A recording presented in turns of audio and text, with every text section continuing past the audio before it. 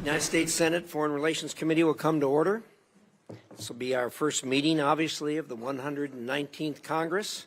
We want to welcome you all here. This is an interesting meeting to start. In a moment, I'm going to have Senator Scott introduce the nominee here, and we'll proceed after that. Before we do, I want to talk about some changes in the committee, not only for this hearing, but also for hearings in the future. I am significantly less tolerant than my predecessors regarding demonstrations or communications or disruptions during the committee. This place is not a place for demonstrations or communications with members of the committee. We have work to do. We do the government's work here. It's important, and we have a very, very limited clock every single time that we meet. So as a result of that, we're not going to tolerate any type of disruptions, communications, or anything like that that distract the committee. Distractions will include not only noise, not only standing up, not only holding up painted hands, painted signs. None of that will be allowed. If you do that, I'm going to pause the committee. I'm going to ask our friends, first of all, my faithful Sergeant of Arms here, who's perhaps tougher than the Capitol Police, but also the Capitol Police to assist. And we will pause briefly and then take up our work. If you are removed, you'll not be permitted back into one of these public hearings for at least 12 months. And that's the purpose of this is, as I've stated, and it's important work. It can't be interrupted. So with that, Senator Scott, please, the floor is yours. Thank you. Mr. Chairman, ranking member, and committee members, it is an absolute honor to sit before you today to introduce my good friend, fellow senator from Florida, and future Secretary of State, Marco Rubio. I'd also like to recognize his wonderful family who's here today, his wife, Jeanette, daughter, Daniela, sister, Barbara and Veronica, and nephew, Orlando, and back home, Amanda, Anthony, and Dominic. All of us here today know that Marco is an exceptional nominee. He is the perfect person to carry out President-elect Trump's policies and to protect America's national security and to bring peace and stability back to the Western Hemisphere. The son of Cuban immigrants, Marco learned at a young age about the suffering and oppression of socialism and brings valuable knowledge from his roles here on the Senate Foreign Relations Committee and the Senate Intelligence Committee. In our state of Florida, we hear often from those who came to the United States to escape dangerous regimes and live the American dream that most Marco and many of us have had the opportunity to live. Every person we meet serves as a reminder of why the United States must always stand for freedom and democracy. President Trump's record in his first term was clear.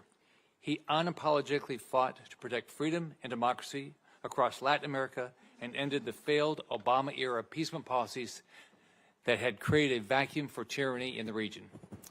After 4 years of Joe Biden, President Trump will have to start that fight over. But he has an incredible asset with Marco Rubio on his team. Marco sees the values of our allies and Democratic leaders who will stand up to our adversaries and who will work with the United States, deny footholds to Communist China, Iran, and Russia, and fight alongside America to protect our shared national security interests and create better trade relations. While the Biden administration has abandoned America's allies, President-elect Trump and Senator Rubio are clear-eyed and understand that where freedom and democracy exists, America has strong allies and trusted trade partners. Marco has a strong record of holding the regimes in Communist China, Cuba, Venezuela, and Nicaragua accountable for their repression and tyranny. He will work with President Trump to punish communist regimes for their crimes and make clear to our enemies and partners alike around. Most importantly, Marco will always put America's best interests first. Marco, congratulations. You've served the people of Florida well. It's been an honor to work with you as Senator, and I will continue working together with you on issues that matter deeply to the people of Florida, to our nation. You're well deserving of this role. You'll do an incredible job. I'll end up being the senior senator finally. I'm proud to support you and urge all of my colleagues to do the same. Thank you. Well, thank you very much, Senator Scott. First of all, let me say, as we open this first hearing, I'm pleased to be serving alongside my colleague, Senator Shaheen. She and I have worked together over a number of years. We were governors together and came in at the same time together. We have had actually some experience in this regard in the Small Business Committee where we had the same roles. And so we're used to each other. And we're going to do our best to have hearings and work at this committee on a bipartisan basis. We won't always agree, obviously, but we will do our very best to disagree civilly and let the process work as it should. So with that, let's turn to the hearing today. And I want to welcome my great friend, Marco Rubio, to this hearing. Likewise, Marco and I go back a long ways. I look back at when I got to the Senate 16 years ago.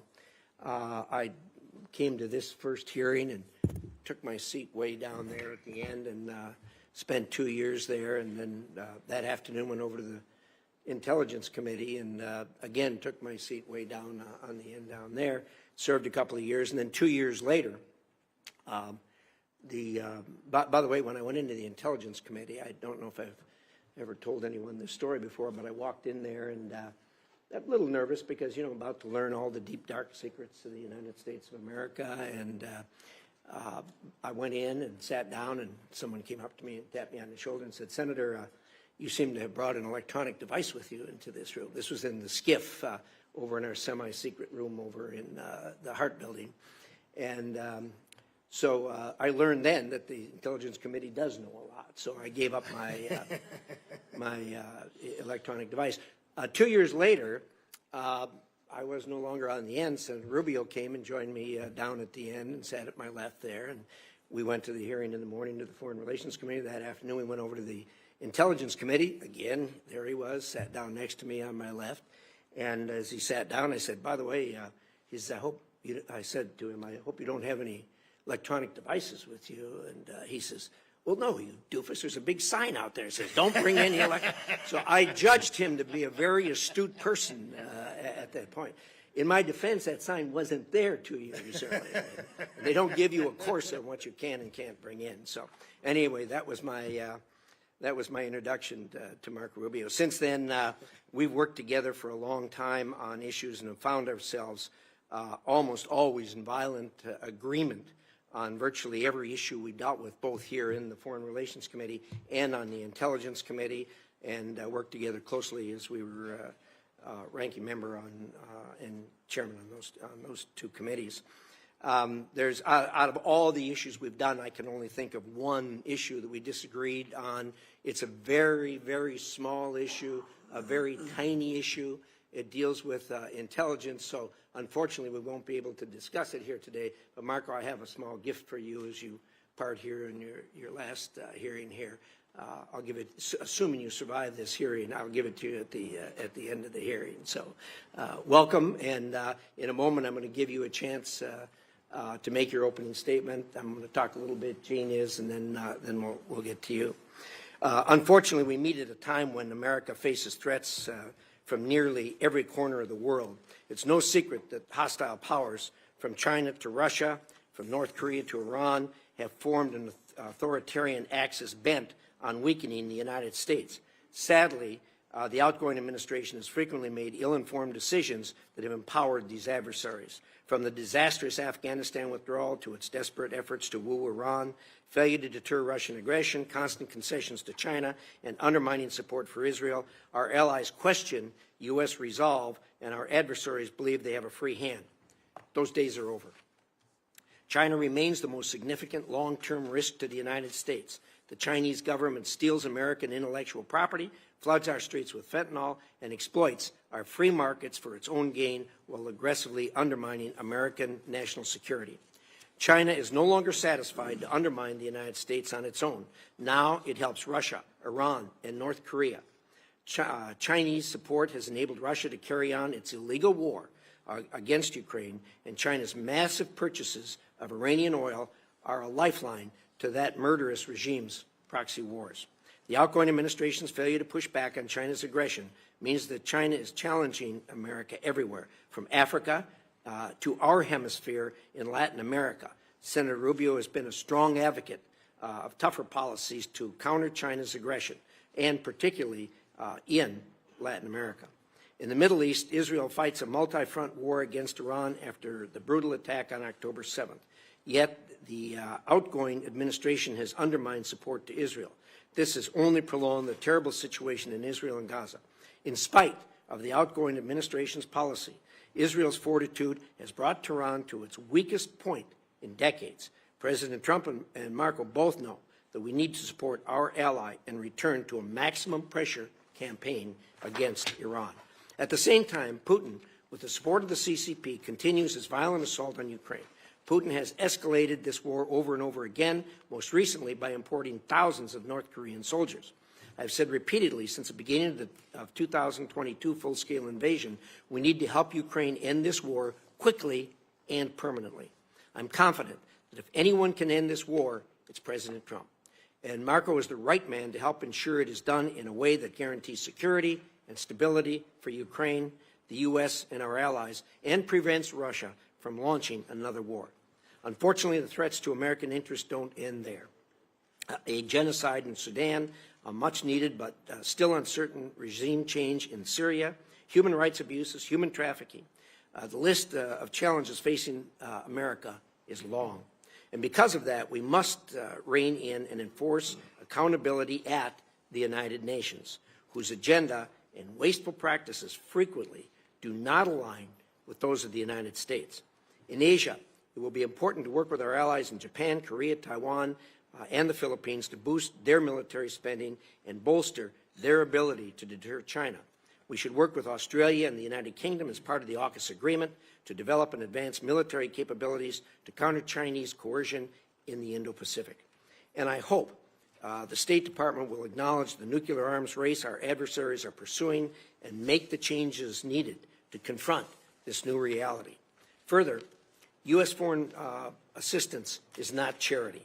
American taxpayer dollars should only be spent to advance U.S. interests, and every penny should be scrutinized to ensure its necessity and effectiveness in advancing America's interests.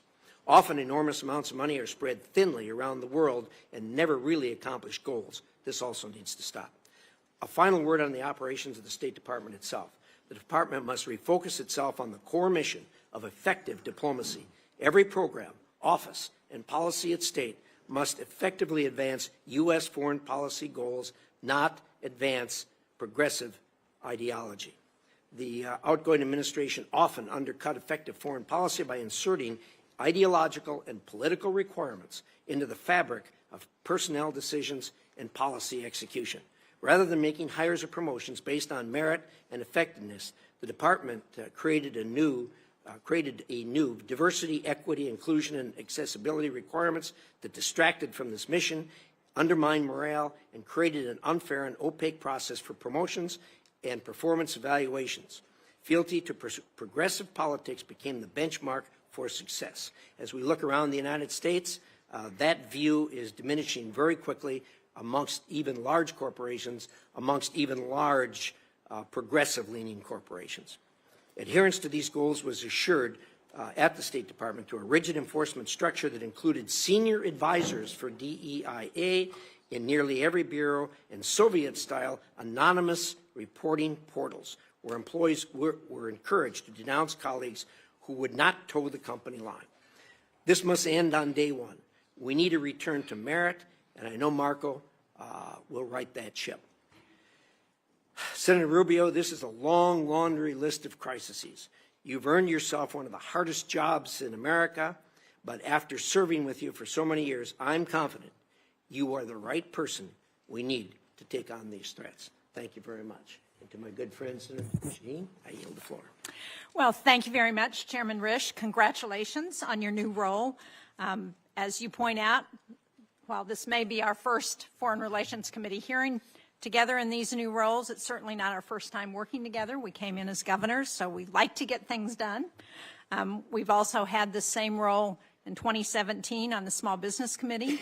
So I look forward to working with you and to our opportunity for this committee to get a lot of work done. I want to also congratulate the new members of the committee, Republicans McCormick, Daines, Scott, Lee, Curtis, and Cornyn. And on the Democratic side, Jackie Rosen. Nice to have you all on the committee.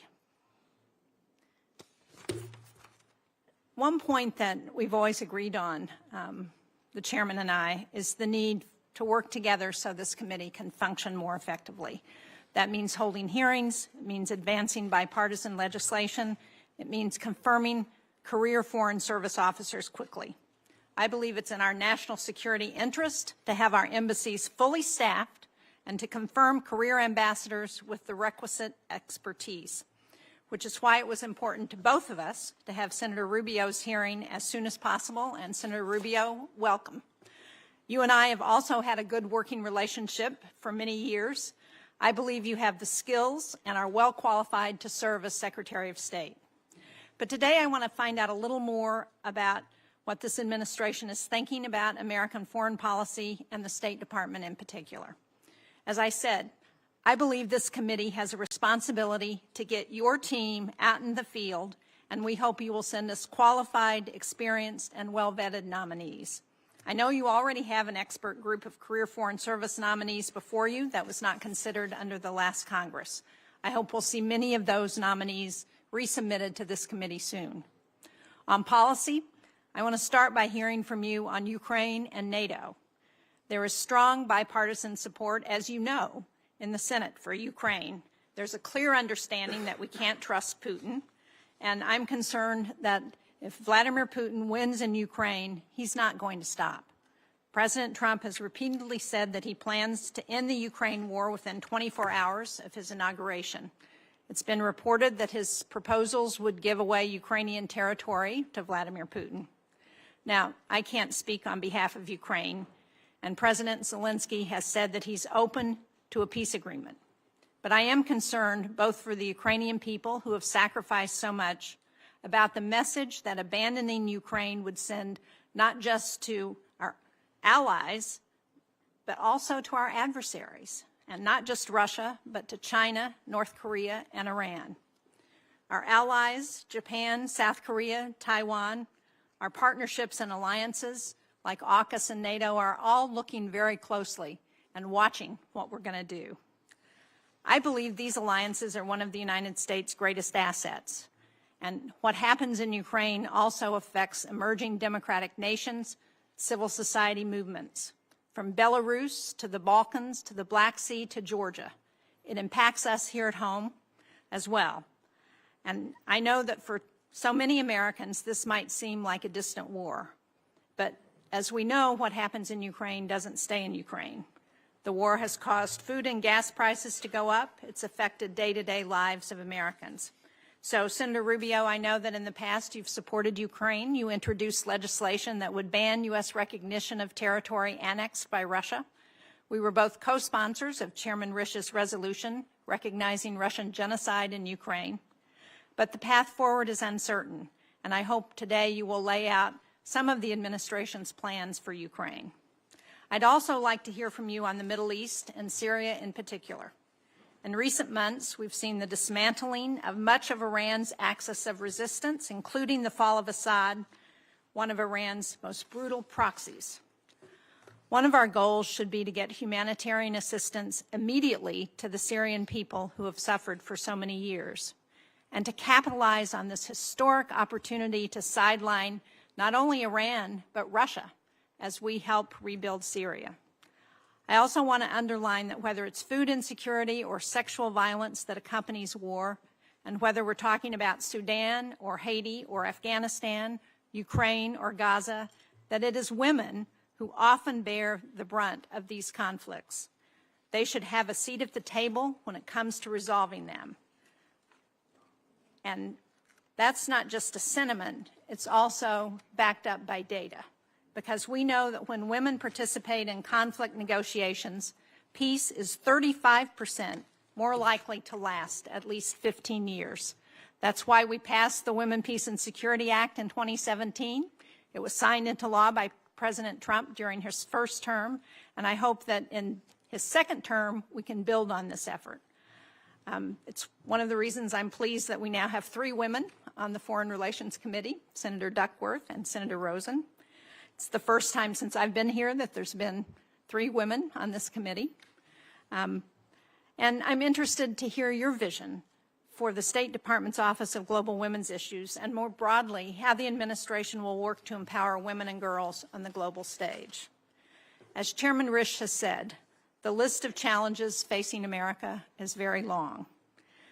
And so, Senator Rubio, if you're confirmed, I hope we can work together to continue to promote American interests that we have seen around the world the importance of America's role in the world. Thank you. Thank you, Senator Shaheen. Good remarks. Senator Rubio, the floor is going to be yours, and I hope you'll introduce your beautiful family to start with, and we'll take it from there. Well, thank you, Chairman Risch, and I want to thank the ranking member as well, Senator Shaheen, and thank you, Senator Scott, for your introduction. And let me just say it's a bit surreal to be on this side of the room, but you all look very distinguished. And I just wanted you to know that. Yeah. We know. In the 249-year history of our republic, there's only been 71 other Americans who have served in the role and the position that President Trump has now nominated me to occupy. And I want to thank him for his confidence, and it's an incredible honor. It is also, as many of you have already pointed out, an extraordinary responsibility. 3 of my children, Amanda, Anthony, and Dominic, could not be here with us today or join us here in person. But I am happy that my wife Jeanette is here and that my daughter Daniela is here with me as well, because I think, as each of you know well, it really is impossible to do our job in the Senate, not to mention the job I've been nominated for, without the love and the support of our families. I'm also very pleased that my sisters, Barbara and Veronica, my nephew Orlando, are joining me here today. And to me, it's a reminder that the path that brings me to this moment was paved by those who are not here with us today, by 2 parents who arrived here on May 27th of 1956 from Cuba, and they had nothing but the dreams of a better life. And because of them, I had the privilege to be born a citizen of the greatest nation in the history of mankind, and to be raised in a safe and stable home by parents who made their children's future the very purpose of their lives. I also want to acknowledge all the blessings that God has bestowed upon me in my life. My faith is critical, and it's something I will lean and rely on heavily in the months that are ahead. In a tumultuous world where, in my faith, we are called to promote the cause of peace and the common good. And that task has gotten harder than it's ever been. And I will rely heavily on my faith and pray for God's blessings, that He will provide me the strength, the wisdom, and the courage to do what is right in these tenuous moments. At the end of the Second World War, the United States was, in the words of then Secretary of State, tasked with creating an order, a world order, a free half, as he quote in his quote, out of chaos, without blowing to pieces, without blowing the whole of the world into pieces in the process. And in the decades that followed, that global order served us quite well. Americans' incomes rose and communities flourished. Alliances emerged in the Indo-Pacific and Europe that led to the emergence of stability and democracy and prosperity in these regions. We've had forever war ever since. Little Marco, keep your hands.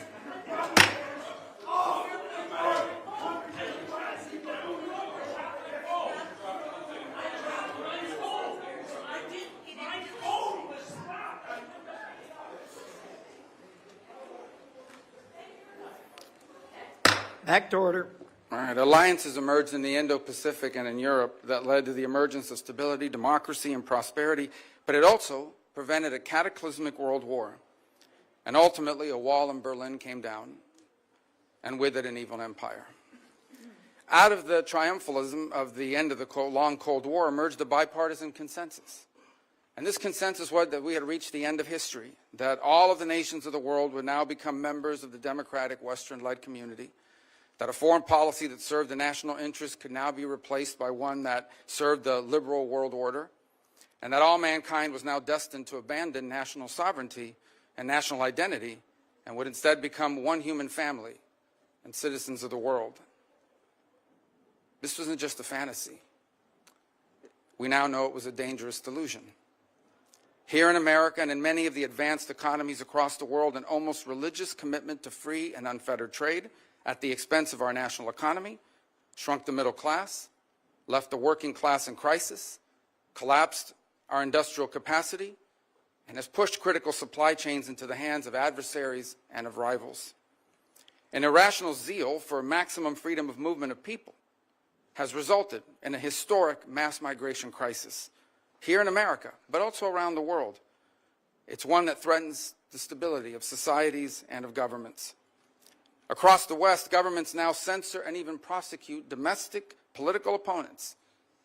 Meanwhile, radical jihadists openly march in the streets and sadly drive vehicles into our people. While America far too often continued to prioritize the global order above our core national interests, other nations continue to act the way countries always have. Pause.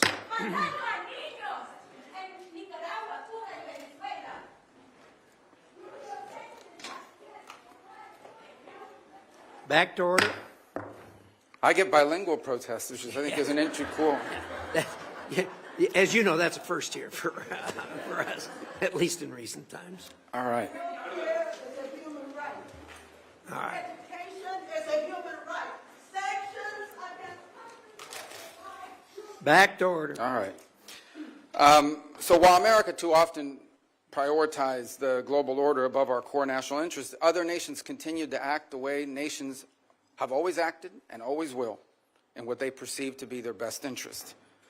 And instead of folding into the post-Cold War global order, they have manipulated it to serve their interests at the expense of ours. We welcomed the Chinese Communist Party into the global order, and they took advantage of all of its benefits, and they ignored all of its obligations and responsibilities. Instead, they have repressed and lied and cheated and hacked and stolen their way into global superpower status, and they have done so at our expense and at the expense of the people of their own country.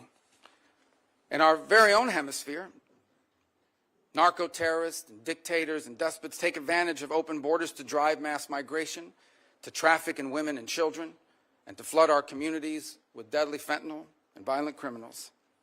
In Moscow, in Tehran, in Pyongyang, dictators, rogue states now sow chaos and instability and align with and they fund radical terror groups. And then they hide behind their veto power at the United Nations Security Council or the threats of nuclear war. The post-war global order is not just obsolete, it is now a weapon being used against us. And all this has led to a moment in which we must now confront the single greatest risk of geopolitical instability and of generational global crisis in the lifetime of anyone alive and in this room today. 8 decades later, we are once again called to create a free world out of the chaos. And this will not be easy. And it will be impossible without a strong and a confident America that engages in the world, putting our core national interests once again above all else.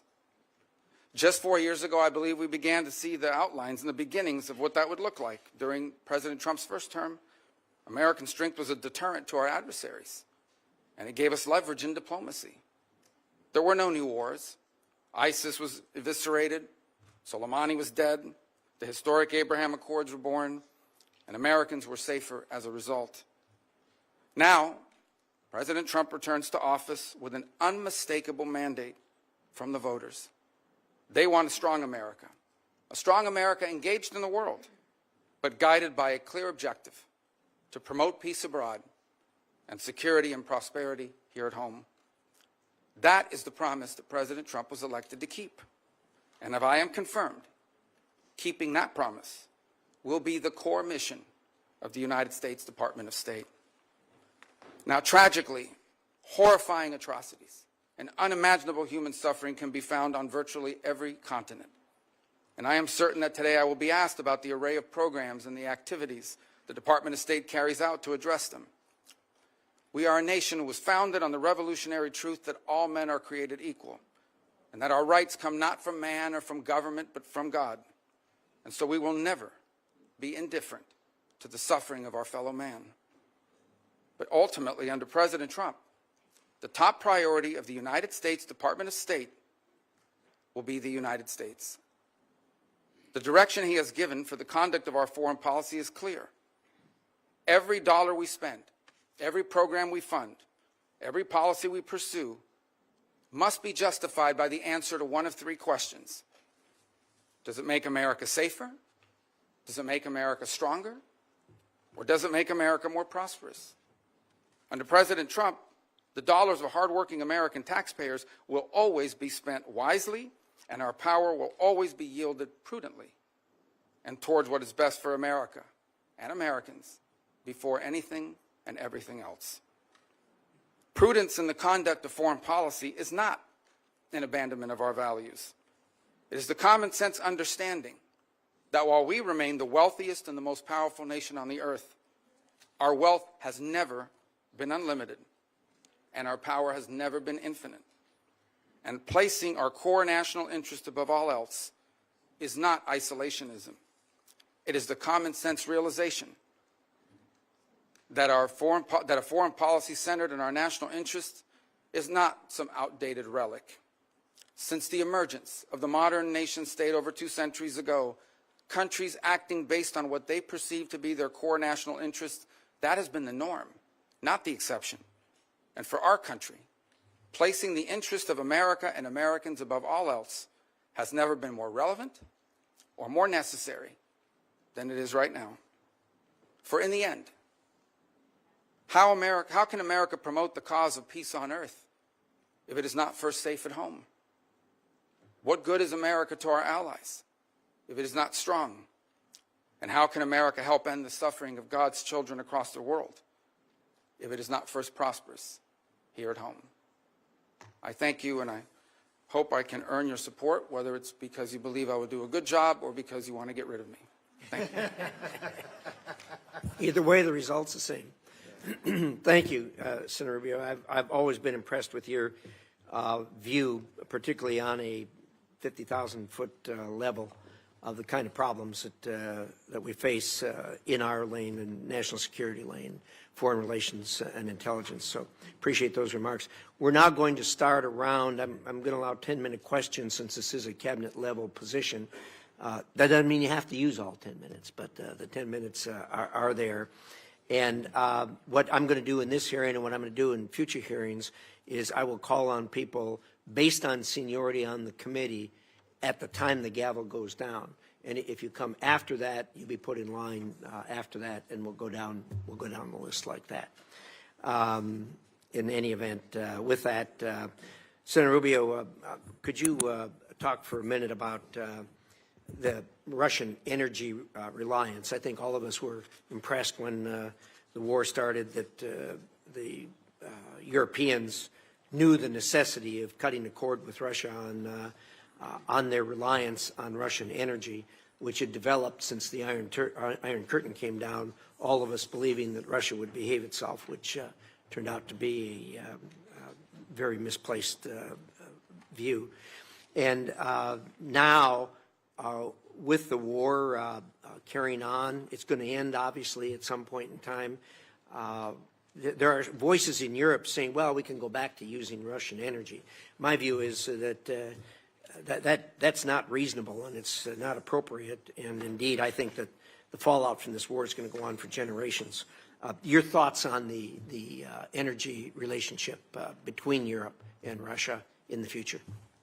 Well, I'm reminded, I believe back in 2018, then President Trump, on 2 occasions, once at the United Nations and I think another time at a NATO conference, pointed, for example, to Germany's reliance on Russian energy as a real vulnerability.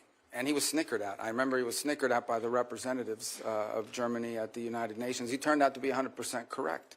In fact, that reliance on Russian energy was a major loss of deterrence.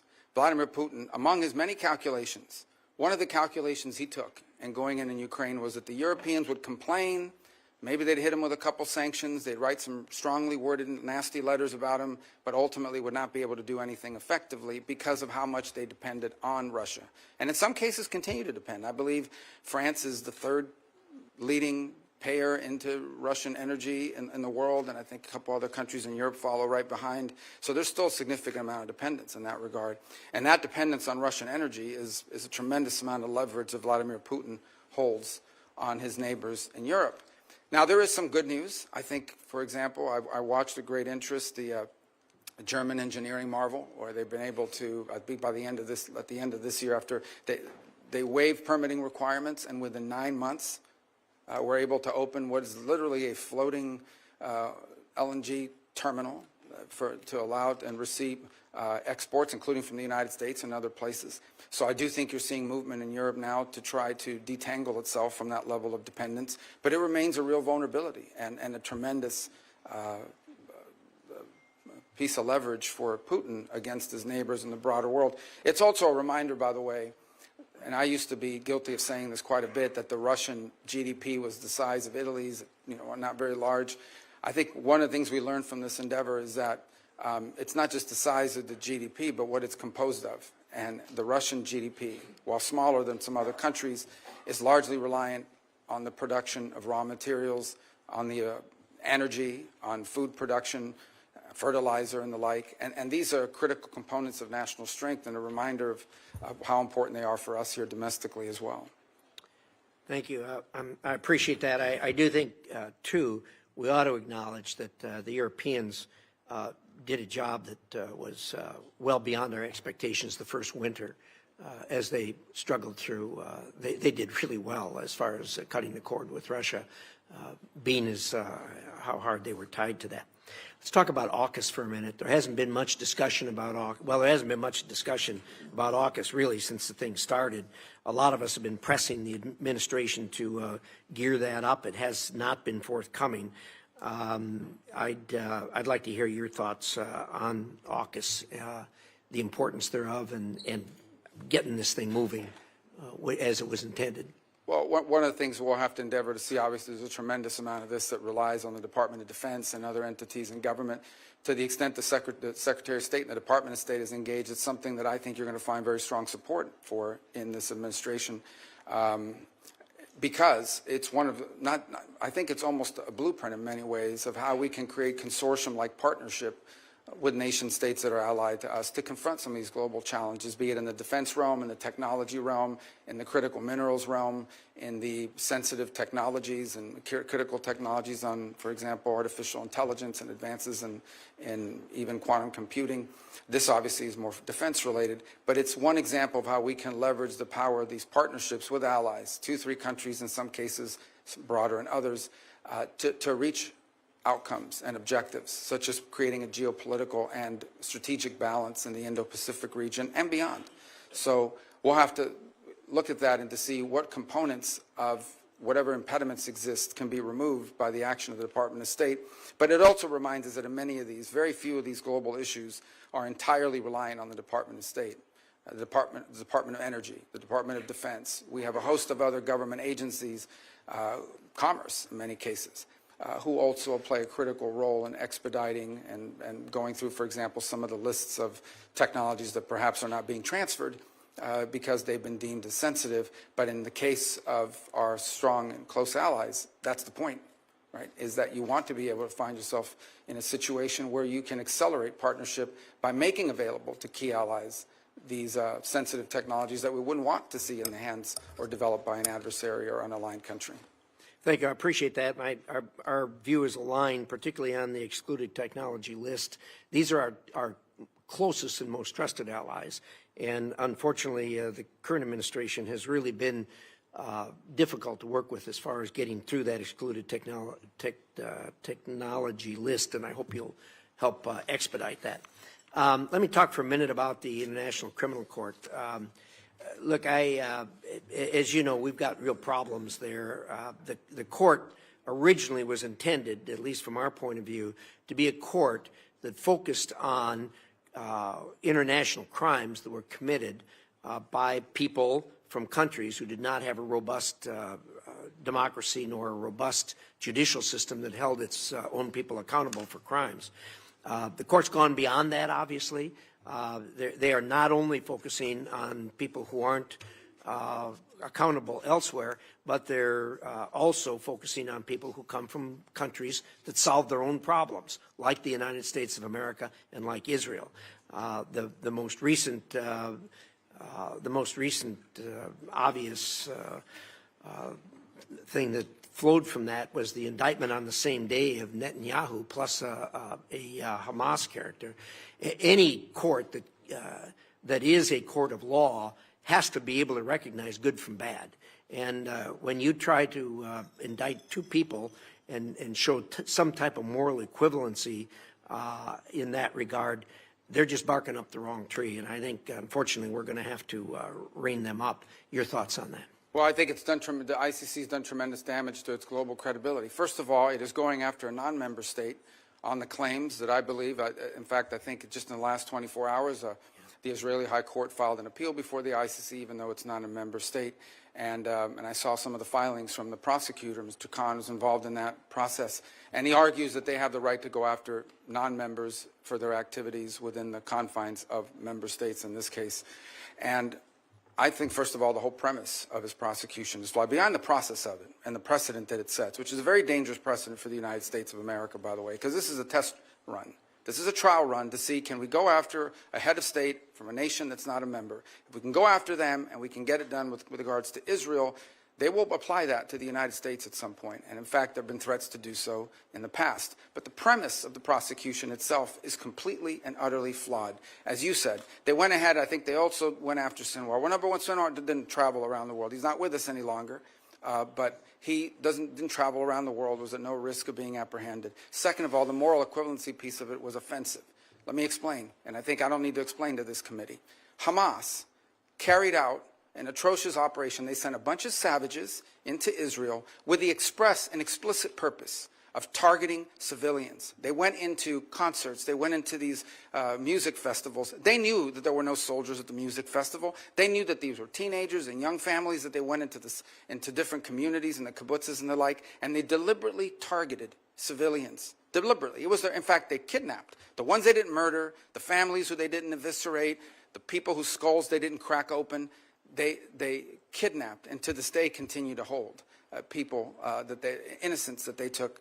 A deliberate operation. In the case of Israel, responding to that attack has had to go after Hamas. How can you coexist? How can any nation state on the planet coexist side by side with a group of savages like Hamas? They have to defend their national security and their national interest, as I pointed out in my opening statement.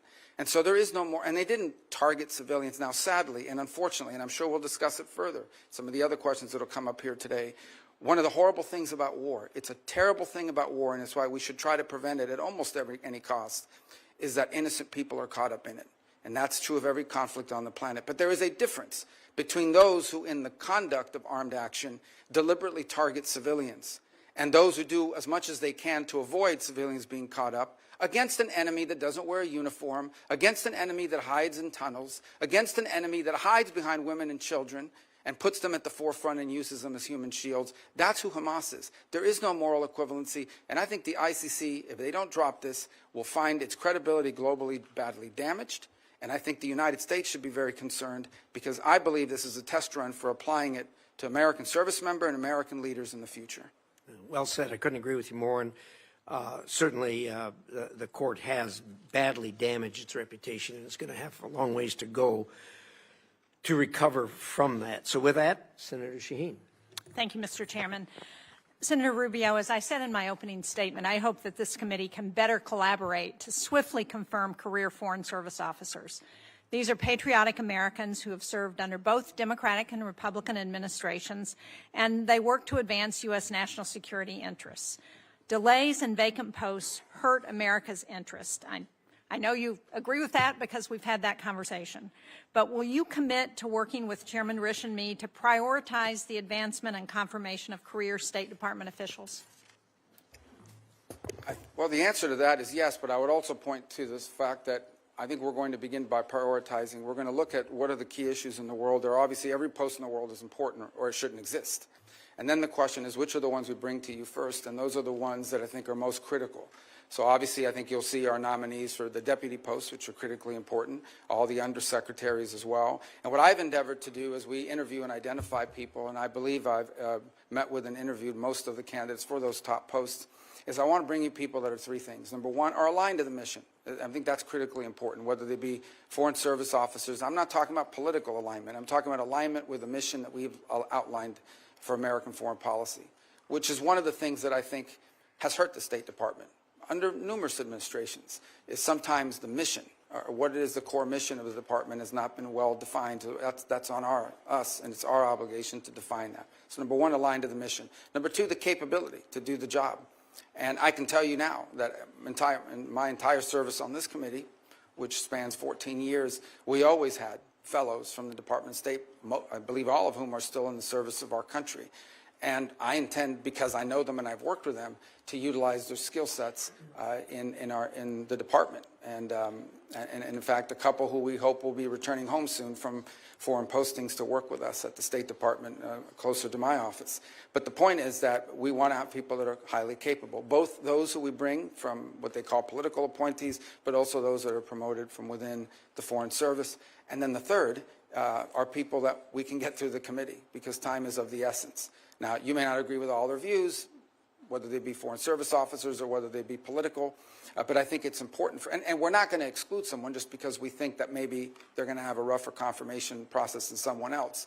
But I do think it's important that we have people in these positions as quickly as possible, and having served for 14 years on that side of this room, I understand that one of the things we can do to help expedite that is to bring you people that will do a good job, who are qualified for the job, or mission aligned, but also that can move through this process quickly enough so that they can be at post and begin to fulfill their duties. If I have to wait a year to get them in place, well, I'm not sure on some of these issues we face today we have a year to wait.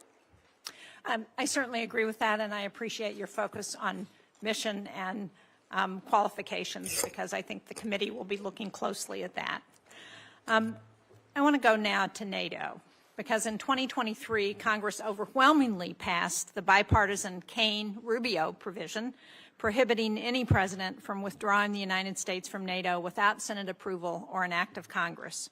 Will you commit to adhering to Senate approval or an act of Congress as required under that law that you authored if President Trump attempts to withdraw the U.S. from NATO?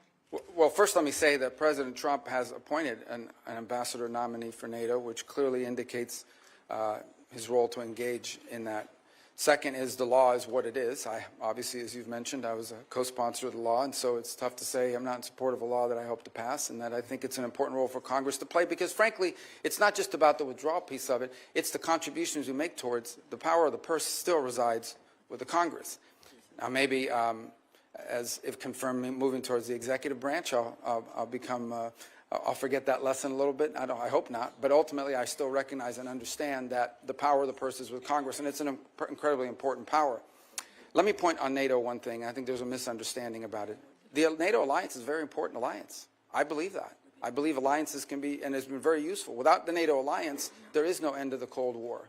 In fact, without the NATO alliance, it's quite possible that much of what today, at the time, today we know as Europe, would have fallen victim to aggression. But what's important for the United States is not just to have defense allies, it's to have capable defense allies, allies who are capable of defending their region. And I think there is a question to be asked. I'm not stating a public policy position, I'm stating a question to be asked, and that is, should the role of the United States in NATO in the 21st century be the primary defense role, or as a backstop to aggression, with countries in the region assuming more of that responsibility by contributing more? Now look, in fairness, and I think the further east you move in Europe, the more money you see spent on the military as a percentage of GDP. But I think there's been broad acknowledgement across Europe and across multiple administrations, both Republican and Democrat, that our NATO partners, these are rich, advanced economies, need to contribute more to their own defense and ultimately to the NATO partnership as well. And that's a demand that's been made by multiple presidents across the years.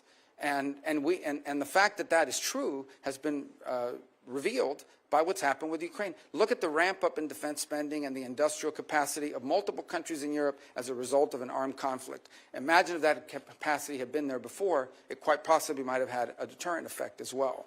So I think it's important that we have alliances, but we have to have alliances with strong and capable partners, and not those who sort of have viewed the U.S. and the NATO defense agreement as an excuse to spend less on defense and more on some domestic needs. We have domestic needs too. These advanced, rich countries in Western Europe have enormous safety nets programs that they fund. We have domestic needs as well, but they've been able to divert or grow those programs because they don't have to spend as much on defense as we do as a percentage of our overall economy. And that dynamic needs to change. And I expect that President Trump will continue to forcefully make that point. And as you know, this committee and the Senate NATO Observer Group, which I co-chair, has made that point repeatedly, and we are now up to 23 of the 32 NATO nations who are meeting their 2% of GDP, and we have a number of them who are going beyond that, and it's appropriate. And I think the sentiment on this committee would be to agree with what you're saying, but to ensure that we continue to have a strong NATO, I think will be important not only to European security, but most important to our own security. I appreciate, we talked about Ukraine. I appreciate your past leadership in supporting Ukraine's fight for sovereignty. More recently, you voted against supplemental funding for Ukraine and against forgiving loans for Ukraine in November, loans that would be critical to Ukraine's economic stability. So can you talk about how your views on Ukraine have developed and where you are now, and what you think is important for us to do in order to ensure that there is the strongest possible negotiating position if Ukraine and Russia do get to the negotiating table? Sure. First, let me point out, and although I'll still speak to my view of the process, that I voted against that bill because I said I would not vote for a bill unless it addressed the crisis at our southern border as part of the overall arrangement. That was not done, and so I voted against it. That said, here's my view of a situation. Once this war became what we now know it is, and that is a war of attrition, a stalemate, a protracted conflict, the dynamic on that situation has changed. It has. And I believe, and I think that this echoes with the President. Let me first echo the President's words and what he said in an interview about a year ago. He was asked about the war in Ukraine. He says, I want the dying to stop. I want people to stop dying. I want the killing to stop. And frankly, I don't know how anyone could say they don't. The destruction that Ukraine is undergoing is extraordinary. It's going to take a generation to rebuild it. Millions of Ukrainians no longer live in Ukraine. And the disruption, that means how many of them are going to come back, and what are they going to come back to? Even as I speak to you now, the Ukrainian infrastructure and their energy infrastructure is being decimated in ways that are going to cost hundreds of billions of dollars to rebuild over the next decades. So this is an important conflict, and I think it should be the official position of the United States that this war should be brought to an end. And the question becomes, what role can we play? And I think the first is by making that abundantly clear. And my differences with the Biden administration throughout this process is that they never clearly delineated what the end goal of the conflict was. What exactly were we funding? What exactly were we putting money towards? And on many occasions, it sounded like however much it takes for however long it takes. That is not a realistic or prudent position. The truth of the matter is that in this conflict, there is no way Russia takes all of Ukraine. The Ukrainians are too brave and fight too hard, and the country is too big. That's not going to happen.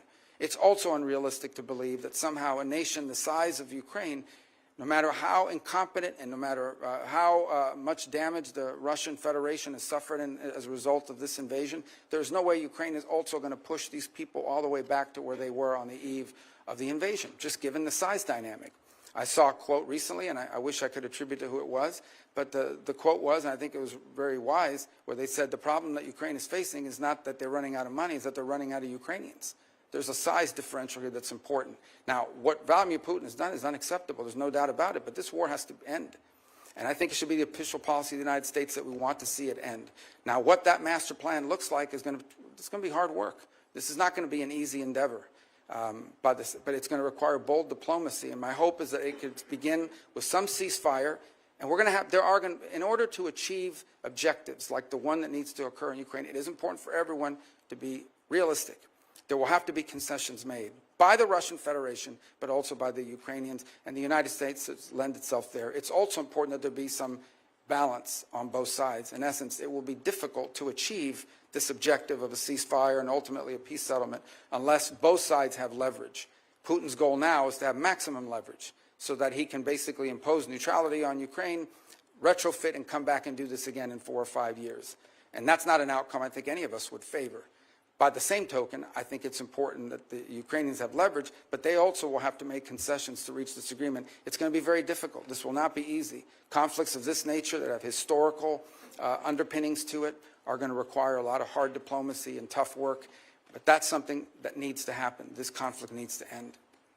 Well, I'm out of time, but I appreciate your last comment about the importance of leverage, and it's important for the United States to do what we can to help provide that leverage to Ukraine so that they can be in the best negotiating position possible with Russia. Thank you very much. Thank you, Senator Shaheen. Senator Ricketts. Thank you, Mr. Chairman. Well, Senator Rubio, congratulations on your nomination to this very, very difficult job. I want to thank you for your previous service in the U.S. Senate and your willingness to take on this job should you be confirmed. And I also want to thank your family as well for their support for you to be able to be a U.S. Senator and to apply for this job as Secretary of State. And I want also to express my gratitude to all the members of the State Department. We have a lot of people who choose to serve our country overseas, spend time away from their friends and family, and I can't think of a more noble calling. You're taking over a department that's very, very important to us. On Sunday, Jake Sullivan, President Biden's national security advisor, said, quote, "The American people are safer and the country is better off than we were 4 years ago." Let me repeat, the American people are safer and the country is better off than 4 years ago. I don't know who believes that. I don't believe that. I think the election results demonstrate the vast majority of Americans don't believe that. We don't believe it at home. Inflation has hurt average Americans' pocketbooks. Open border policies have put Americans at risk. And I don't believe we see it overseas. In fact, Senator Rubio, should you be confirmed, you're being handed a job at a time when this country is in the most danger we've been in since World War II. It's a very dangerous time in the world, and your opening remarks demonstrate that you know that. We're not better off, and we're not safer. President Biden started this with a disastrous withdrawal from Afghanistan that projected weakness and an incomprehension of what it means to have a policy of deterrence. Vladimir Putin invaded Ukraine and started the largest war in Europe since World War II after that withdrawal. I believe it's because he saw weakness in this Biden administration. It's been the president's fear of helping Ukraine that has contributed to putting them in the untenable position they are today by slow rolling the weapons that Ukraine needs to be able to defend themselves. His incomprehensible and incoherent policy has caused him to handcuff American liquid natural gas exports while delaying tough sanctions on the Russian oil and gas industry, which, as you know, is the lifeblood of the Russian war machine. The Middle East is equally disastrous. Instead of enforcing sanctions on Iran, Biden naively tried to resurrect the Iran nuclear deal, enabling the regime to generate $100 billion in oil revenue. And I want to point out that during the Trump administration, because of sanctions, Iran's foreign reserves fell from $122 billion to less than $14 billion. That hampered their ability to be able to fund terrorist groups like Hamas and Hezbollah and the Houthis. What the Biden administration has done is allowed the Iranian regime to enrich enough weapons-grade uranium to be a week or two away from having a nuclear weapon. And since October 7th, President Biden has not supported Israel in the way he's needed. And because of the previous mentioned money that he's allowed the Iranians to have that has funded the terrorist groups like Hamas and Hezbollah, our allies like Israel have been attacked, and we've been attacked directly. Thankfully, Israel's had the courage to stand up to these terrorists and take matters into its own hand, and it's led to the decimation of Hamas and Hezbollah. But no amount of revisionist history can change the fact that this was despite the lack of support from the Biden administration, not because of the support from the Biden administration.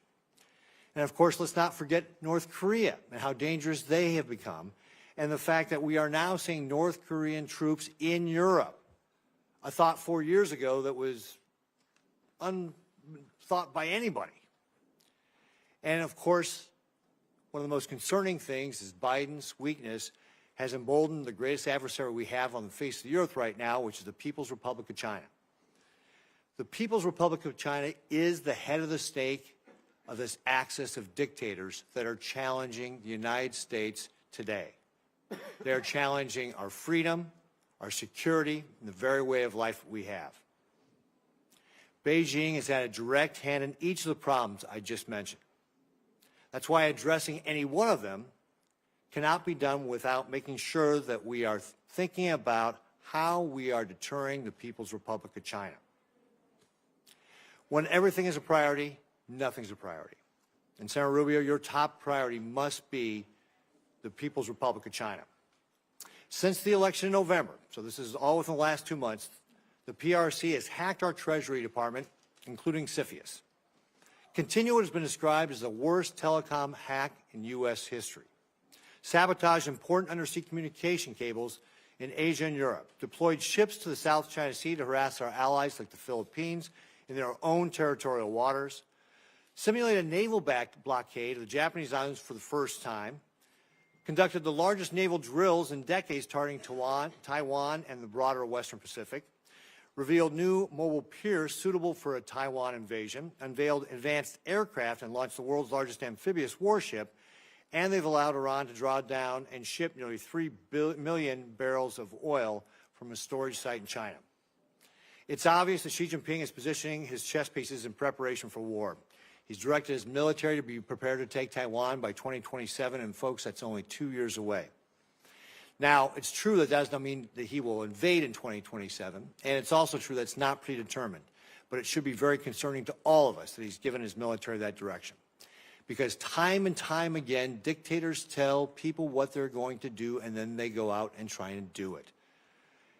The only thing that dictators respond to is force, strength, peace through strength. This was something Ronald Reagan understood a long time ago, and it's what we have to get back to in the United States.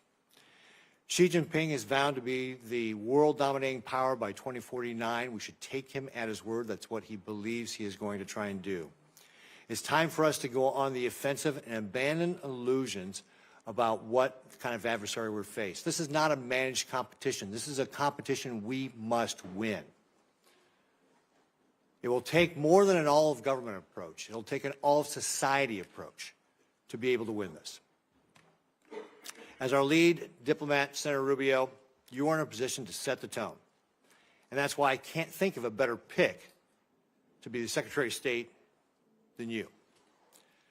So, first of all, do you agree that the PRC is the biggest threat that we face as the United States?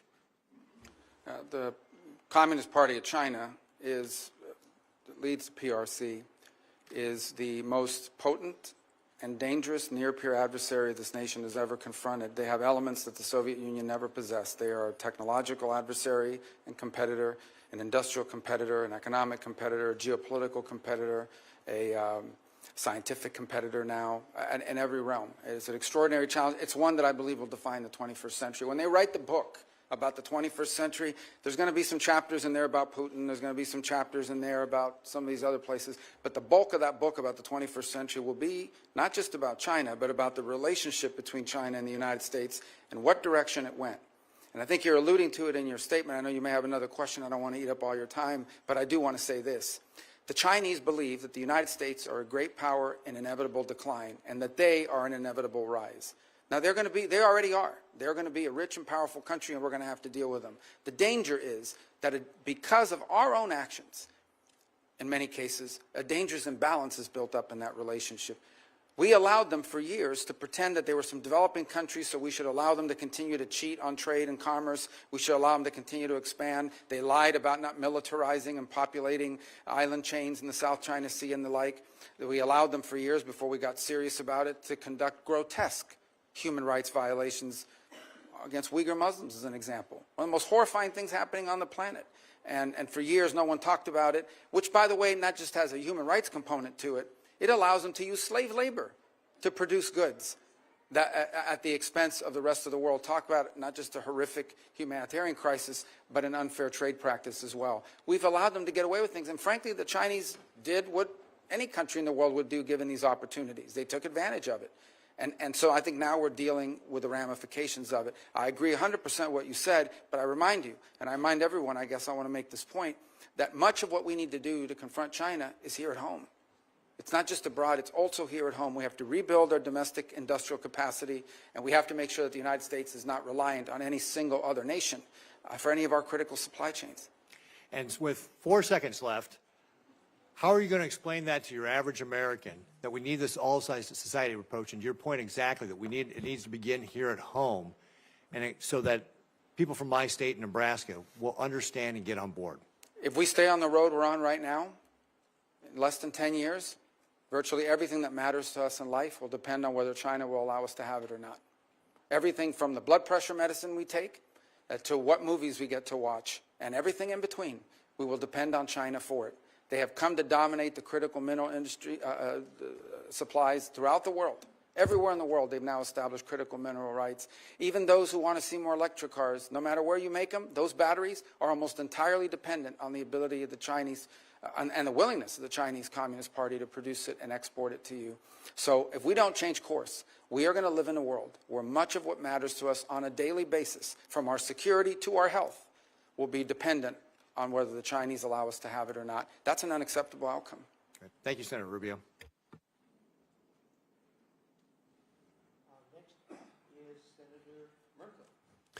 Thank you, Mr. Chair, and thank you, Senator Rubio. And I've enjoyed working with you on the Congressional Executive Commission on China, which engages in many issues related to their treatment of folks from the Tibetans to the Uighurs, to their position regarding Hong Kong and Taiwan. But let's talk about Taiwan. I had the chance to go to Taiwan in the year 2000. It was the second presidential election there, and it was the first one where people were becoming convinced that they actually might be able to hold a democracy.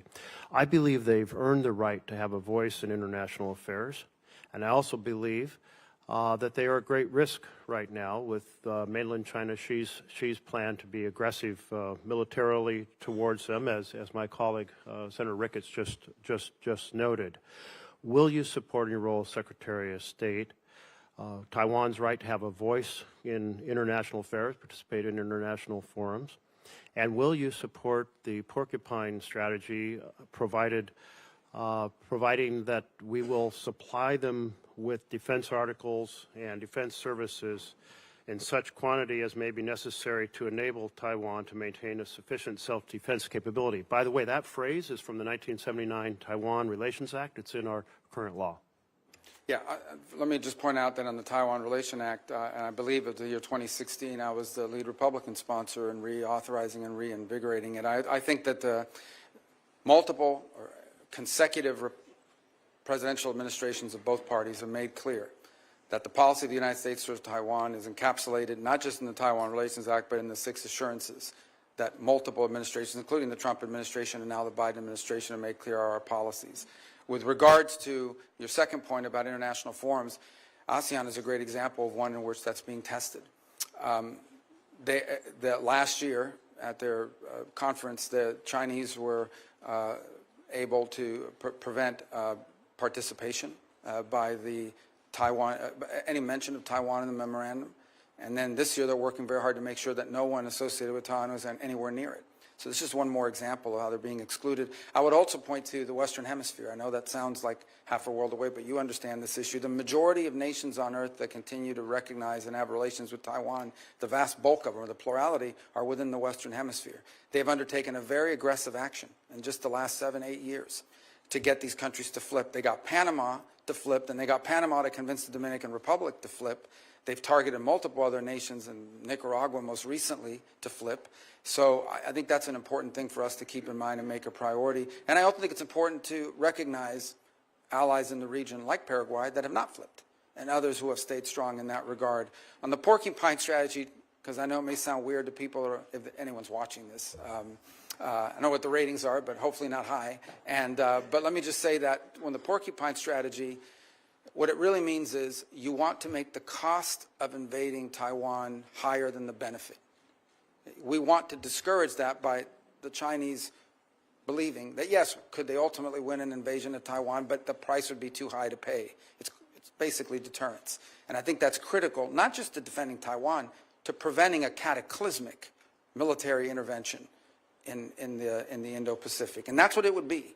And I would make one more point, and again, I don't mean to want to be alarmist about it, but if you listen to Xi Jinping, and it's important when you listen to him, and I say listen, read, don't read the English translation that they put out, because the English translation is never right. You have to read the real translation on what they actually said in their native tongue.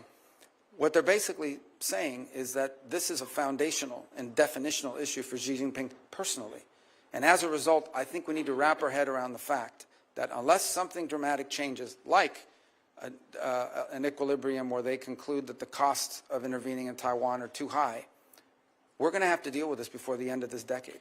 And so strongly support for the porcupine strategy.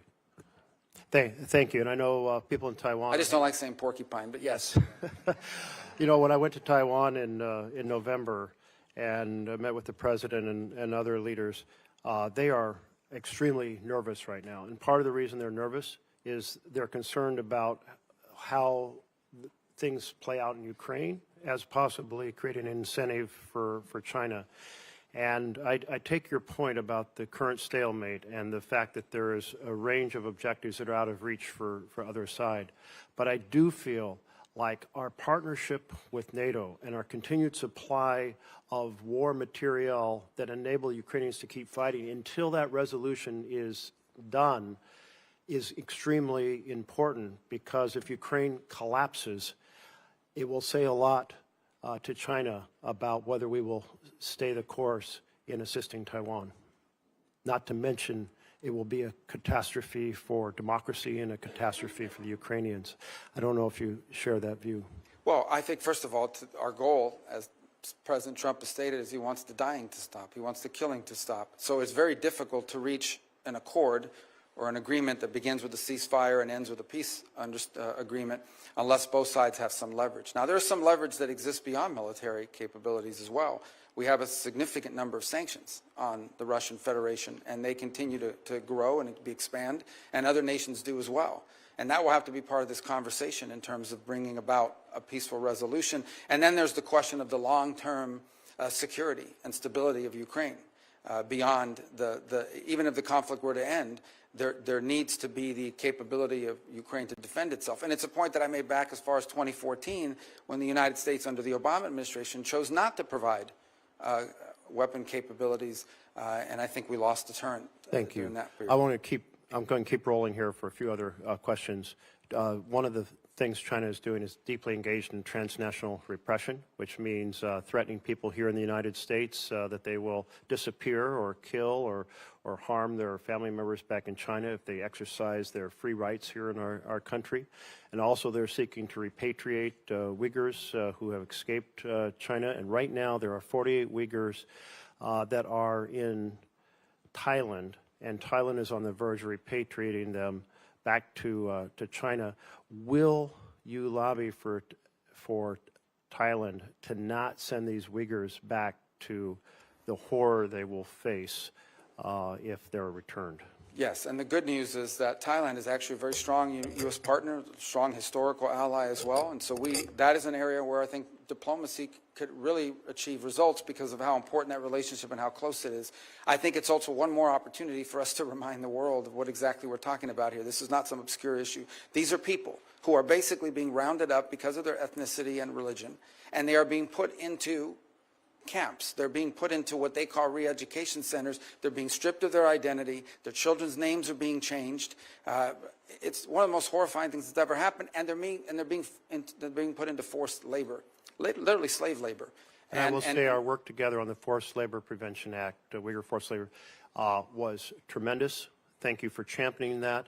I'm encouraging other nations, including Canada, Mexico, and Europe, to follow the rebuttable presumption strategy we put into that bill, because right now, if our slave labor products or China's slave labor products are rejected here, they're shipped to Canada, and we need to expand on that. I want to turn to another point.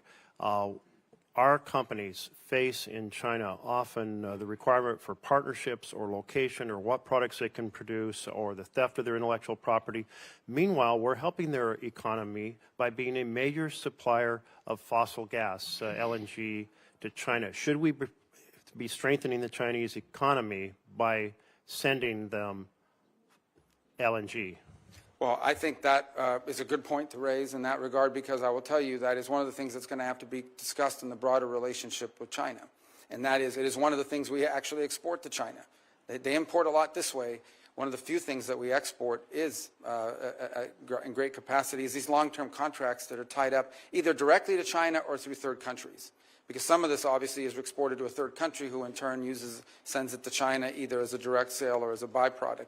So I think that has to be on the table as a number of other measures that we have in leverage as we engage the Chinese in this geopolitical perspective. I would go further and point out that the Chinese also have, I believe, the world's largest surplus refining capacity. They've invested very heavily in that as well. And that's one more area where I think our energy policy will be critical and bringing some geopolitical stability to our relationship with them. I know you sponsored a bill to cut off the exports. But I've focused on China, but I want to turn to humanitarian issues. I, by the way, fully support Israel's ability to respond to Hamas, but I am very concerned about how it has played out in terms of the massive humanitarian conditions in Gaza. Will you help lead the world in responding to those humanitarian conditions? And there is a proposal for a broad regional agreement that would provide security to Israel, peace with all their Arab neighbors, building on the Abraham Accords, that in return would create a framework to have a concrete steps towards a Palestinian state. I believe that's our best bet to break the cycle of hate and war that we've been trapped in my entire lifetime.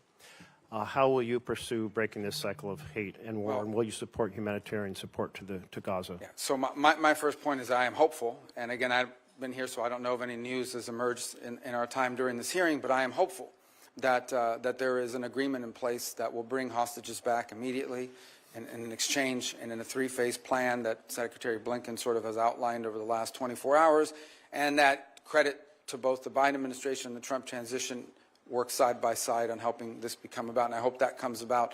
And part of that phrase, part of that deal, as I understand it, is it has this very tenuous but important 6-week transitional period where it's going to require international cooperation to bring some level of stability in administration. And that could serve as, assuming it works, that could serve as a foundation to build upon. I would also point to one more thing, and that is, we don't know yet for sure, but there are opportunities available now in the Middle East that did not exist 90 days ago.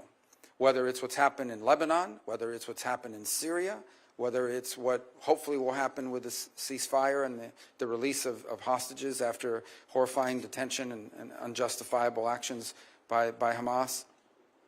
Whether it's any of these few things or all in combination, there are now factors at play in the Middle East that I think we can build upon and may open the door to extraordinary and historic opportunities, not just to provide for Israel's security, but ultimately begin to confront some of these other factors. But these things, again, are going to be hard work, and they'll require us to take advantage of those opportunities if they exist. Thank you. Senator McCormick. Great. Senator Rubio, good to see you again. I'm looking forward to working with you closely on many of the issues we're going to discuss today.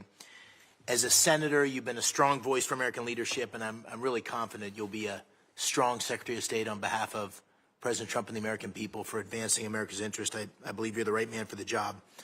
When we met privately, we talked about a range of topics, from China to Israel to the fate of the hostages in Gaza to energy policy.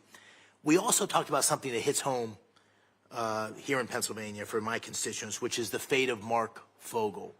As you and I discussed, Mark has been imprisoned by the Russians since 2021. I've had a chance to meet with his mom, 95-year-old Mafa. She was at the Butler rally with myself and President Trump in the front row when he was shot.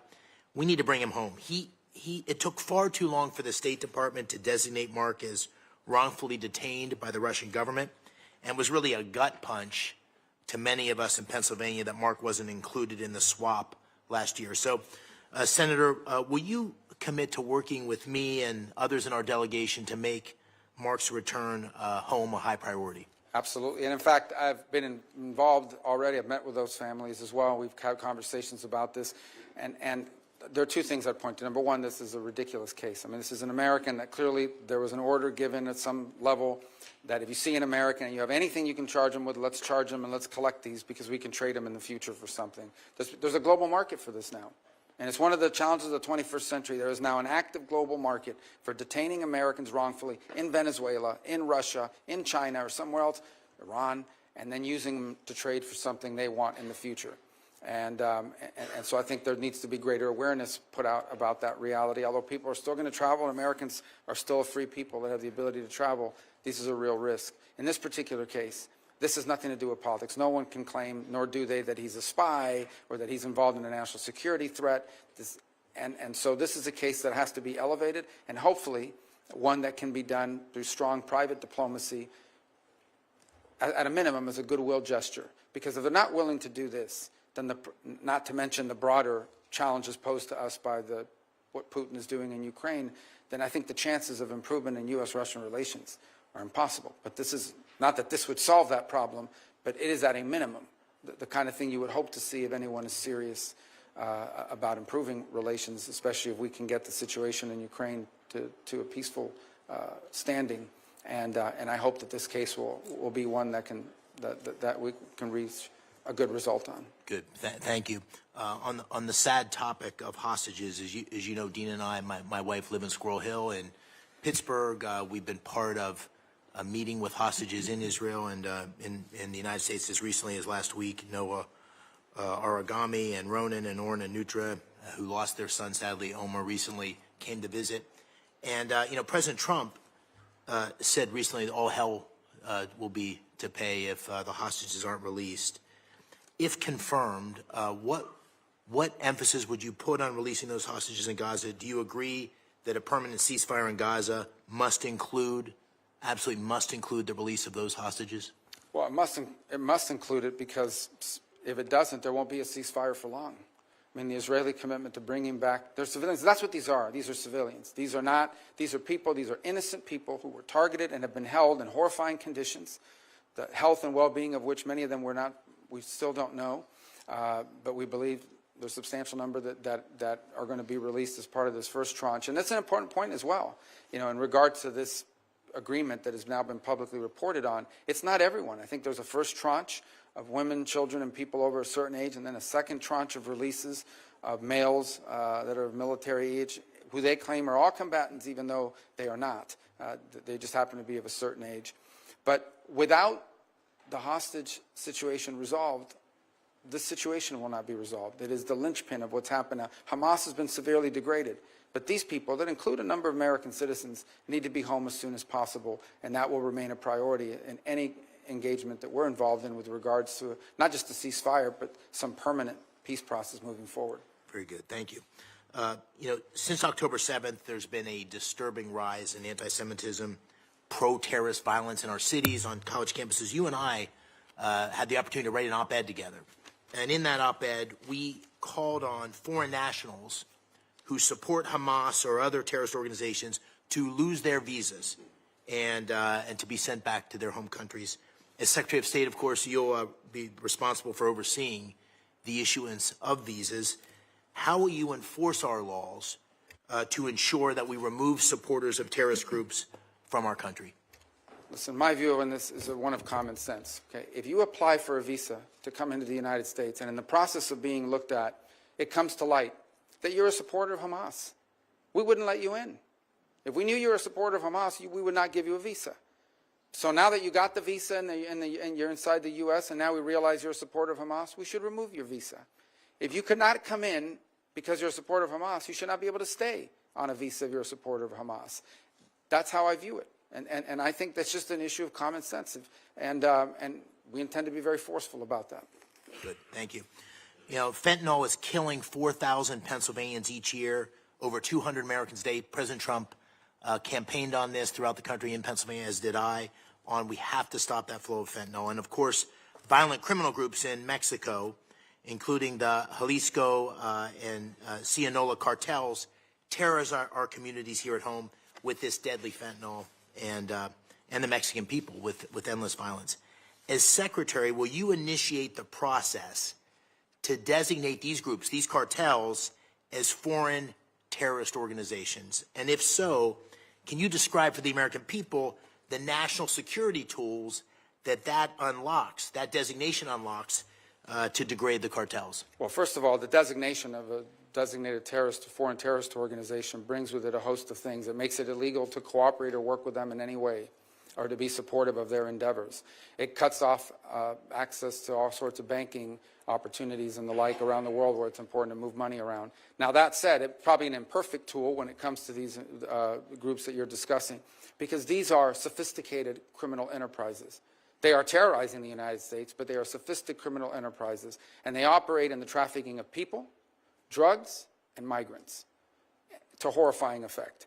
Sadly, they also have basically operational control over huge swaths of the border regions between Mexico and the United States. That's just an unfortunate fact, and it's one we're going to have to confront with our partners in Mexico, is that these sophisticated transnational terroristic organizations have operational and functional control over huge swaths of areas that border the United States of America. And so whether that is the tool that we use, which is maybe the appropriate one, or some new one that we come up with, it is important for us not just to go after these groups, but to identify them and call them for what they are, and that is terroristic in their nature, because they are terrorizing America with mass migration and with the flow of drugs. What about military force?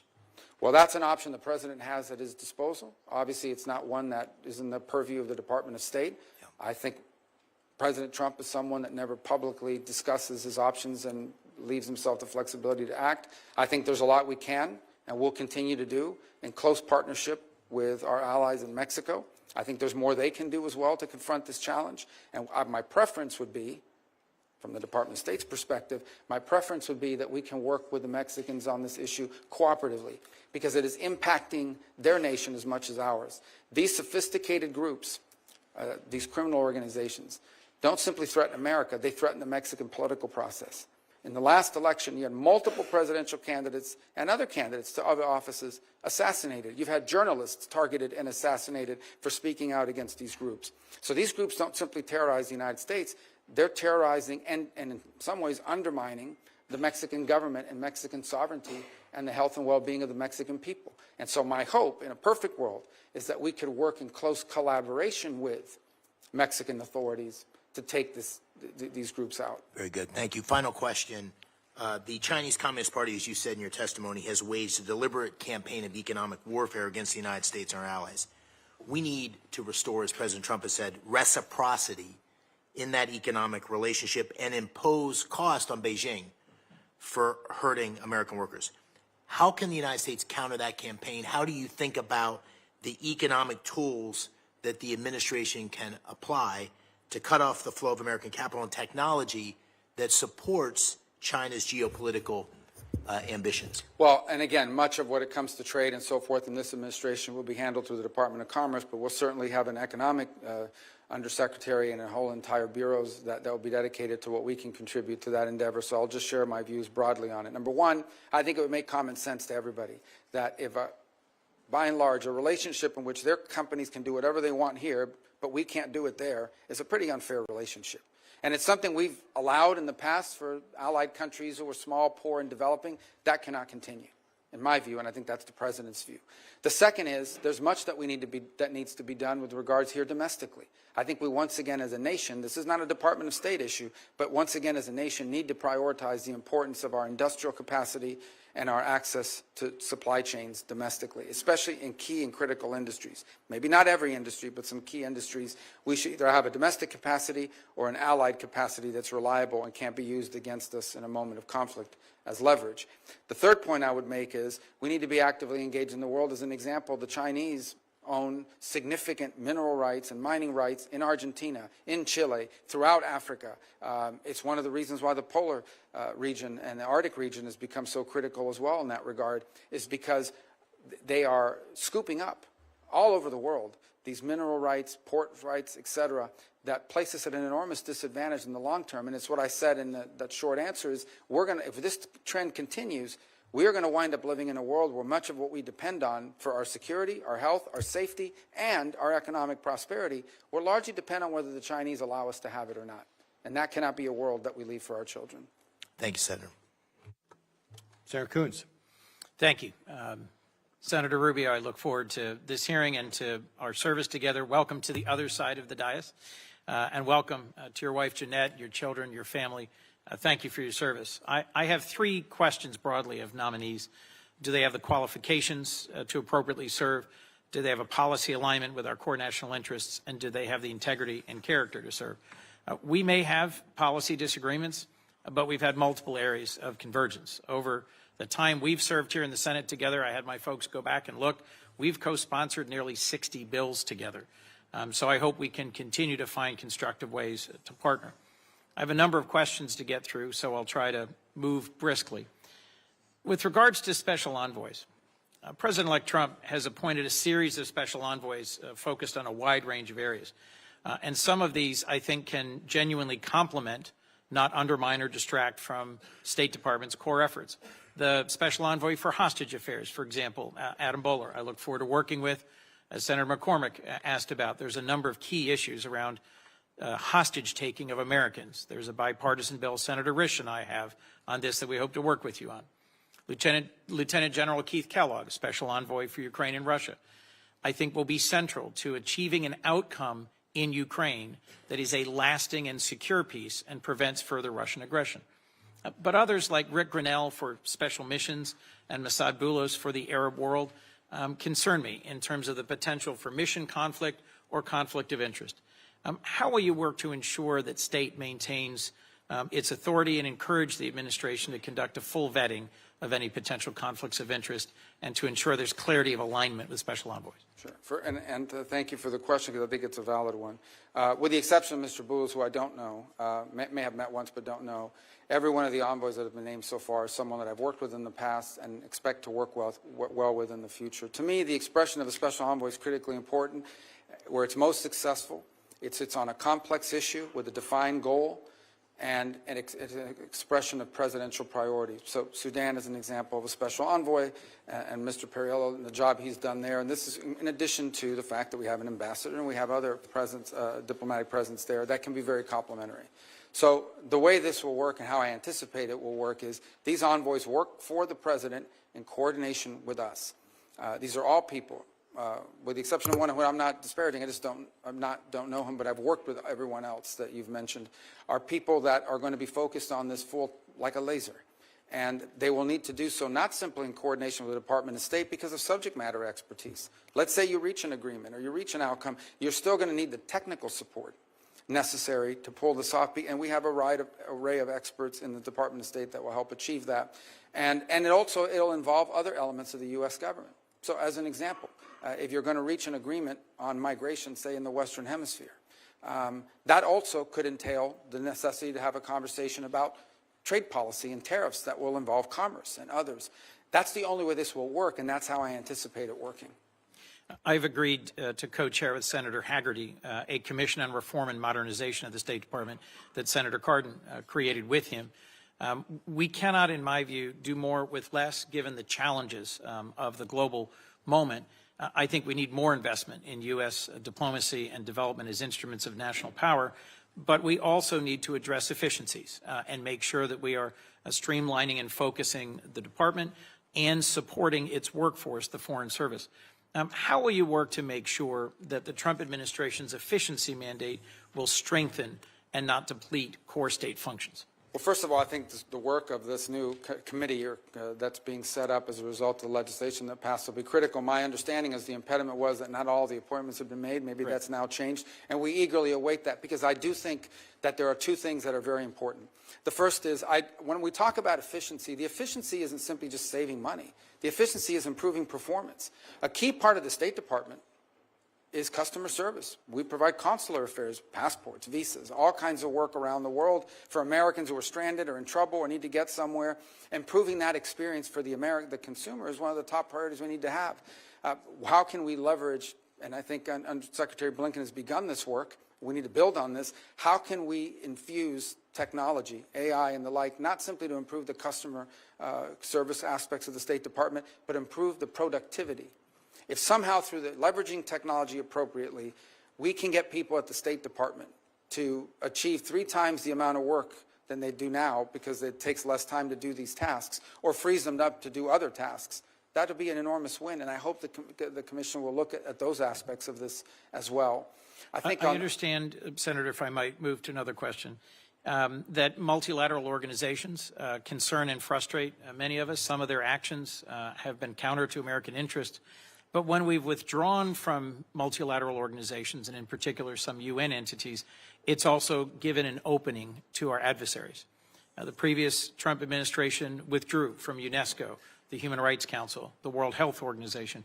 And I'm concerned that if we do so without thinking through the consequences, we may abandon our chance to implement our agenda around human rights, around 5G standards, around technical standards that matter for the 21st century.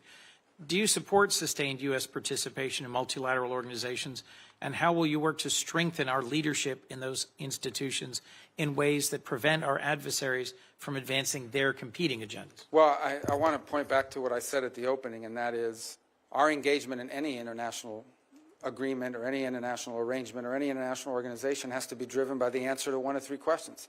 Will our involvement in this organization make us safer, make us more prosperous, make us more secure?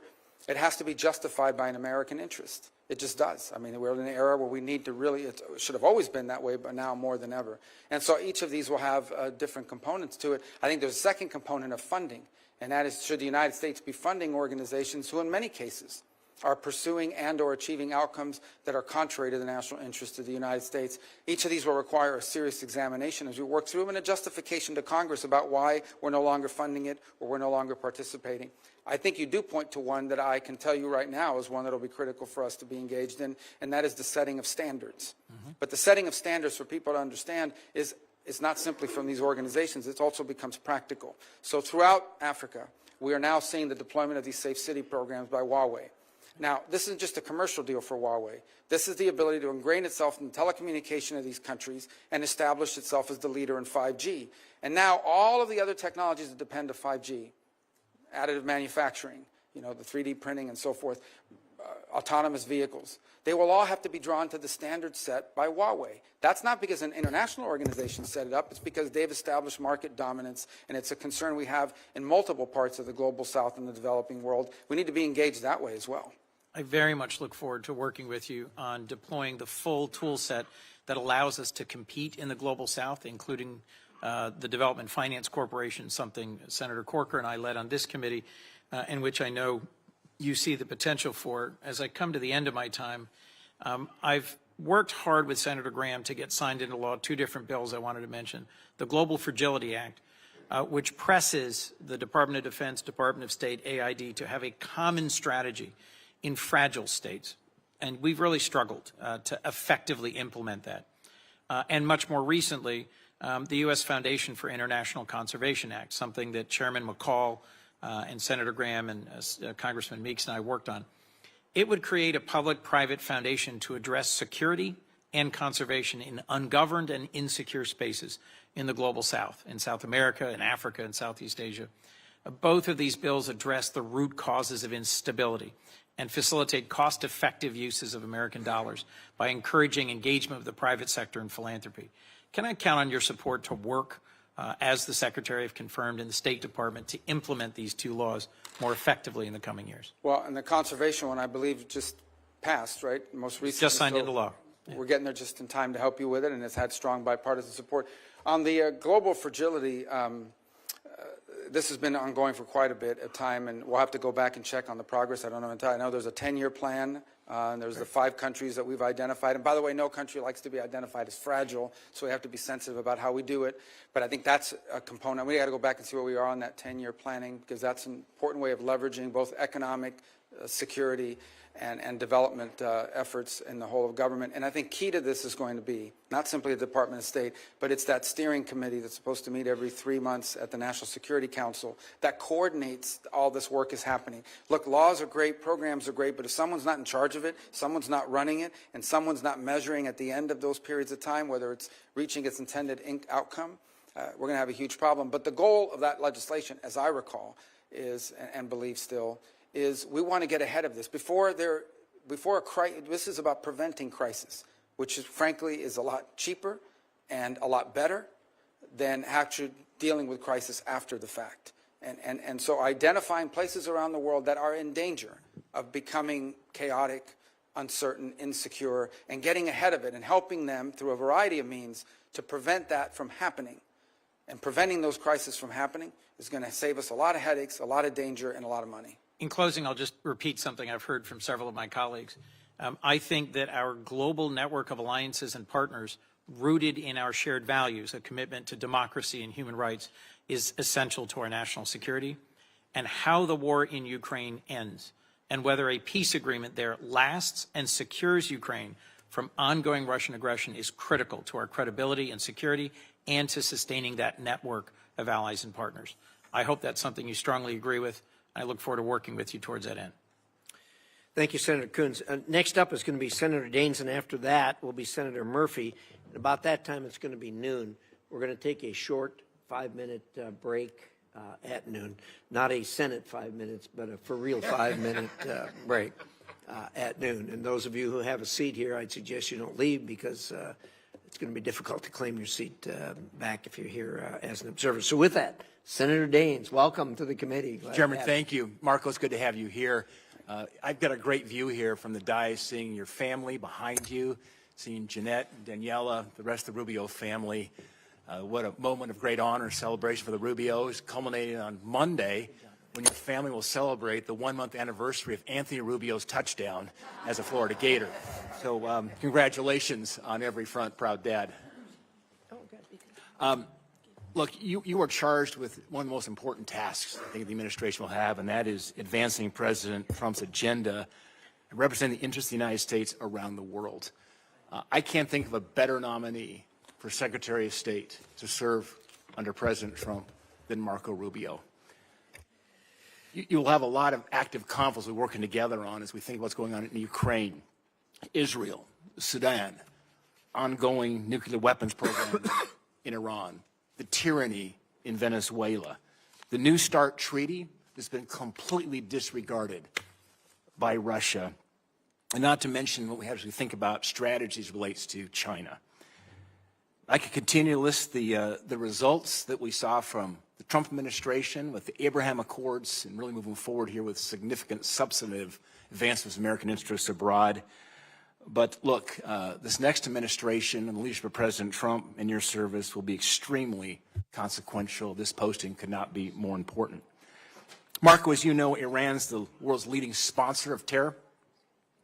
In 2024, Iran exported roughly 587 million barrels of oil, an increase of over 10% over the prior year.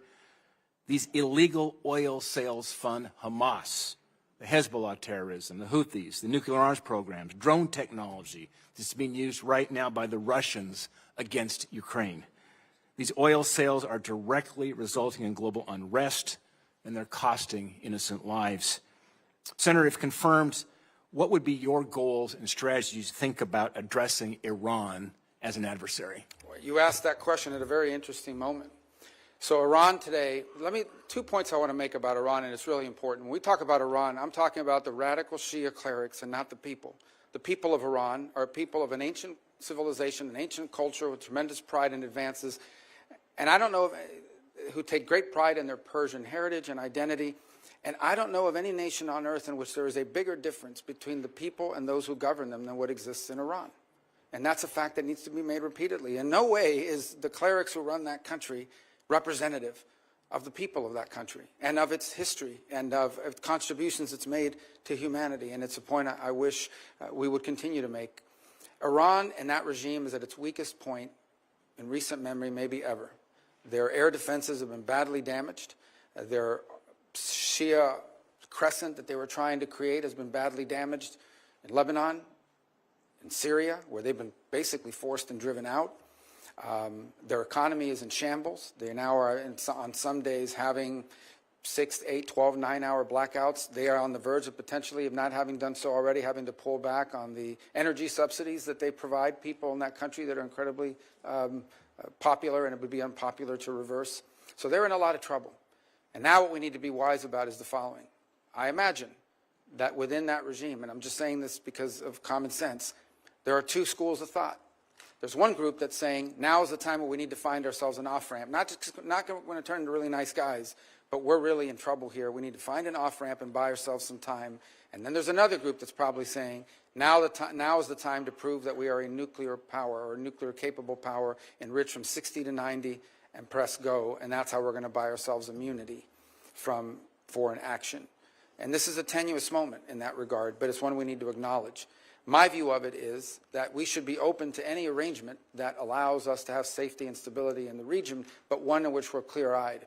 Any concessions we make to the Iranian regime, we should anticipate that they will use, as they have used in the past, to build their weapon systems and to try to restart their sponsorship of Hezbollah and other related entities around the region, because they seek to become the dominant regional power. That's their stated goal, and it's been clear by the actions that they've taken.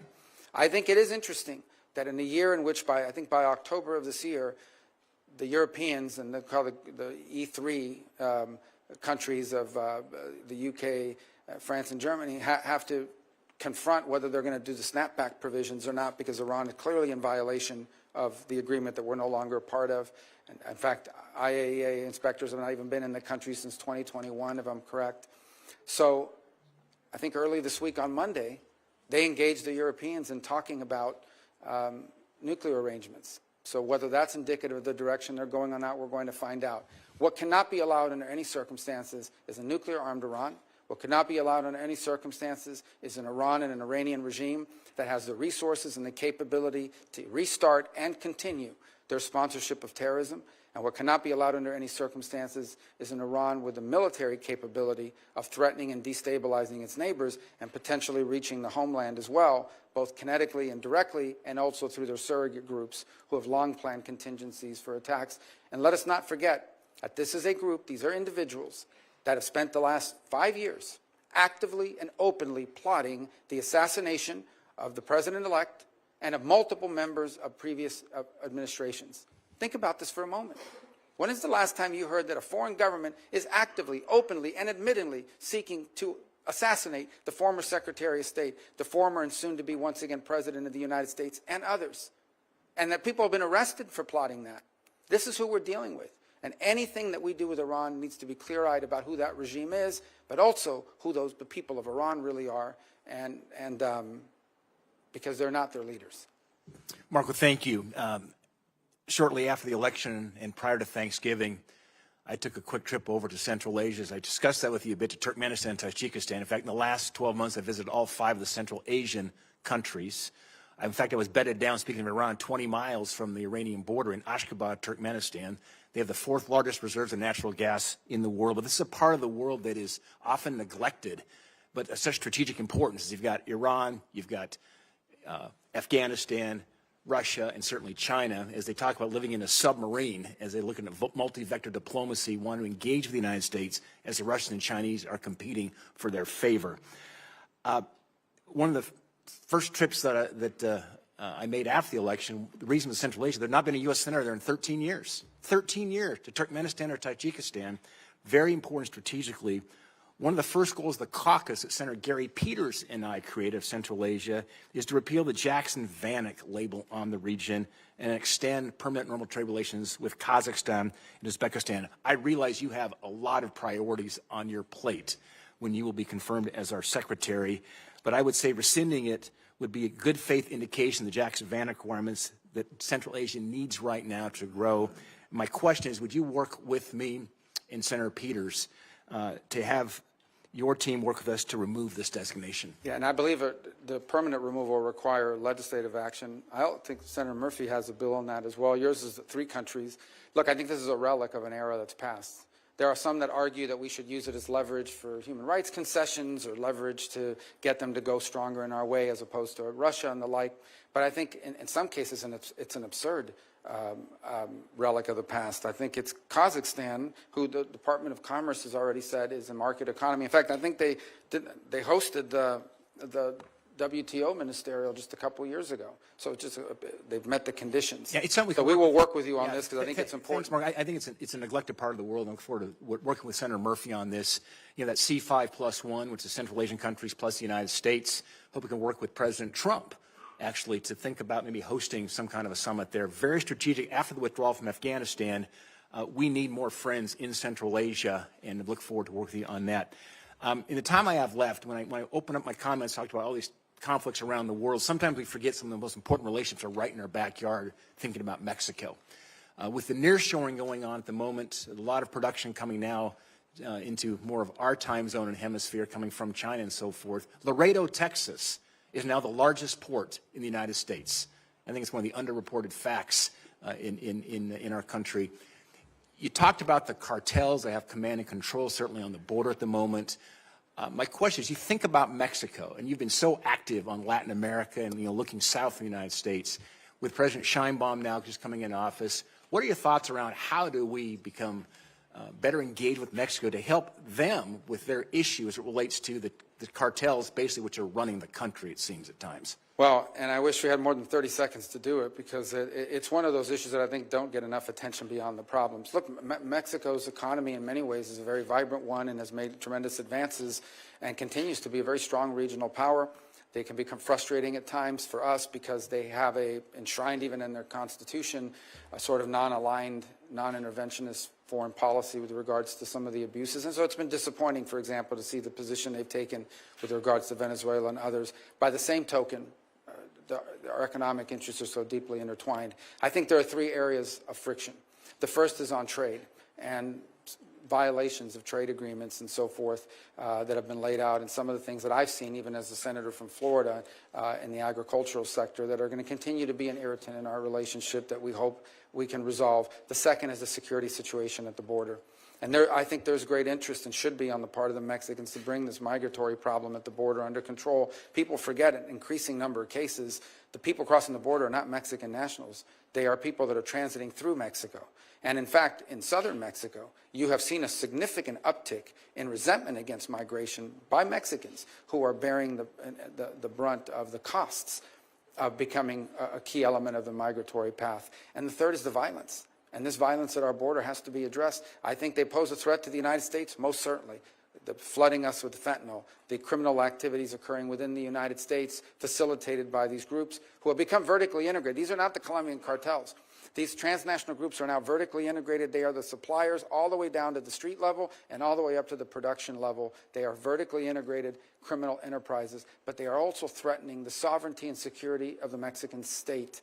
And as I pointed, there are journalists and there are politicians who have been assassinated for standing up to these cartels. And it tells you the amount of leverage so they have over the government as a result of it. So it is in their interest as well as ours that we work cooperatively to take these groups apart and not allow them to continue their reign of terror, not just in the border region of Mexico, but spilling over into the United States. Right.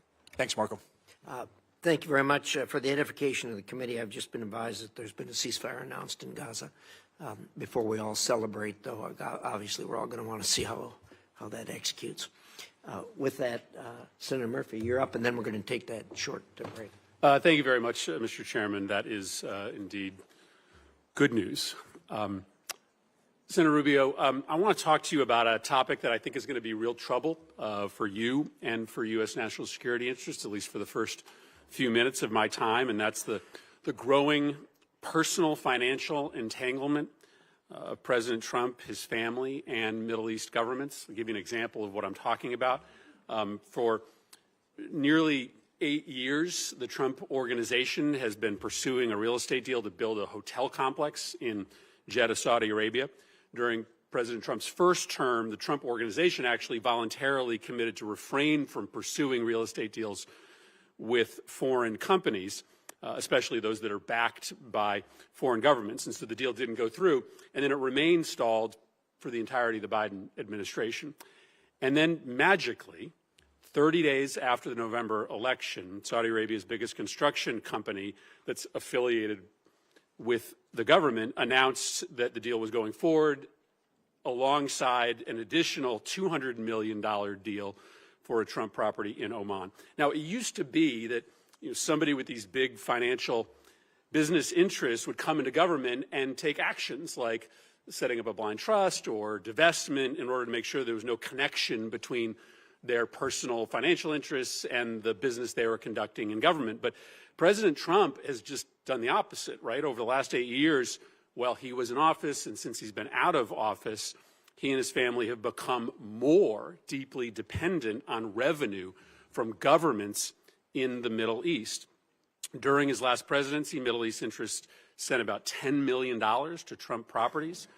After he left office, Trump's son-in-law, Jared Kushner, who was his primary Middle East envoy, was handed $2 billion in investment by the Saudis, even though a Saudi investment board said the investment was a bad business decision. That investment actually comes up for renewal in 2026, giving the Saudis massive leverage over the Trump family.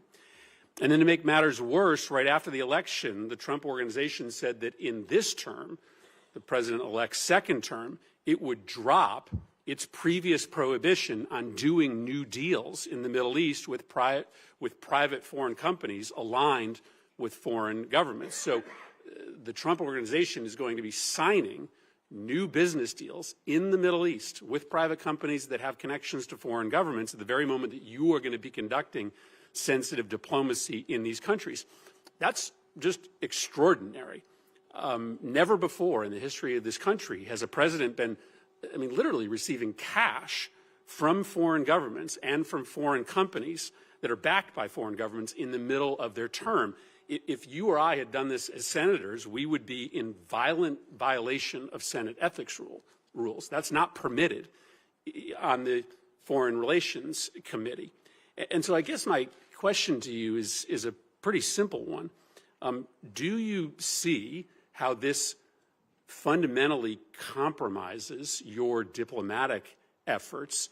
Do you have an issue, or will you raise an issue with the president about his growing financial connection with the governments that you're going to be negotiating with? Well, first of all, I am not neither authorized nor in any position to give you sort of any insights into any of these arrangements you've pointed out. You mentioned Jared Kushner as an example. He's a private citizen, happens to be a Floridian. I don't know what, if any, engagement he has in the work that's going on now. I can tell you what I know. Obviously, I'm not in the State Department yet, but I can tell you as an example, the president's envoy to that region, who was charged, Steve Witkoff, who was charged with being an envoy towards reaching an accommodation between the Israelis and the Saudis, has been working cooperatively and together with the Biden administration. And in fact, I dare to say that all involved deserve credit for the ceasefire that the chairman's just announced. But Steve Witkoff's been a critical component of it, and he has been involved in it from day one. I think the broader consideration about whether we want to see a Saudi-Israeli mutual recognition and relationship would be one of the most historic developments in the history of the region for all the factors we've discussed here today. It would be, and one of the impediments to it has been this conflict and the ongoing conflict and the lack of a ceasefire. I also think it's going to be important for the Saudis and others to be participants in post-conflict stabilization efforts in Gaza and beyond. So all I can tell you is that what I've said from the very beginning, from the opening statement, and that is our foreign policy is going to be driven, as the President's made abundantly clear, by whether some action makes America is in the interest of the United States and our national security. And that's what it's going to be driven by, and that's how all these policies should be judged by, and that's certainly the job that I believe I've been tasked with executing on. Well, let me then simply ask you this question. Do you believe that the president should refrain from doing new business deals with Middle East governments during his term in office? Well, my understanding, again, I'm speaking out of turn, but the president doesn't manage that company. His family members do, and they have a right to be in the business. I mean, that's the business that they're in. They're in the real estate business. They've been for a very long time, both domestically and abroad. They have properties in multiple countries. So at the end of the day, I don't know, his family is entitled to continue to operate their business. The fundamental question is not whether his family is involved in business. The fundamental question is whether that is in any way impacting the conduct of our foreign policy in a way that's business from the Oval Office. You are correct. That is the fundamental question, whether or not a policy is being pursued in U.S. national security interests or due to the president's personal financial interests. That is the reason why, as United States senators, we are not allowed to have complicated existing financial arrangements with foreign governments, because you do not want to create the impression that there is a conflict of motivation. And I just wished that this president applied to this incoming administration the same rules that we hold ourselves to as United States senators. Senator Rubio, in the time I have remaining, just want to tackle two other topics. One that I know is of mutual concern to you and I, and that's the need to confront China in non-military ways as they try to exert influence around the world. Last time President Trump was in office, he was calling for pretty massive cuts to the State Department's budget.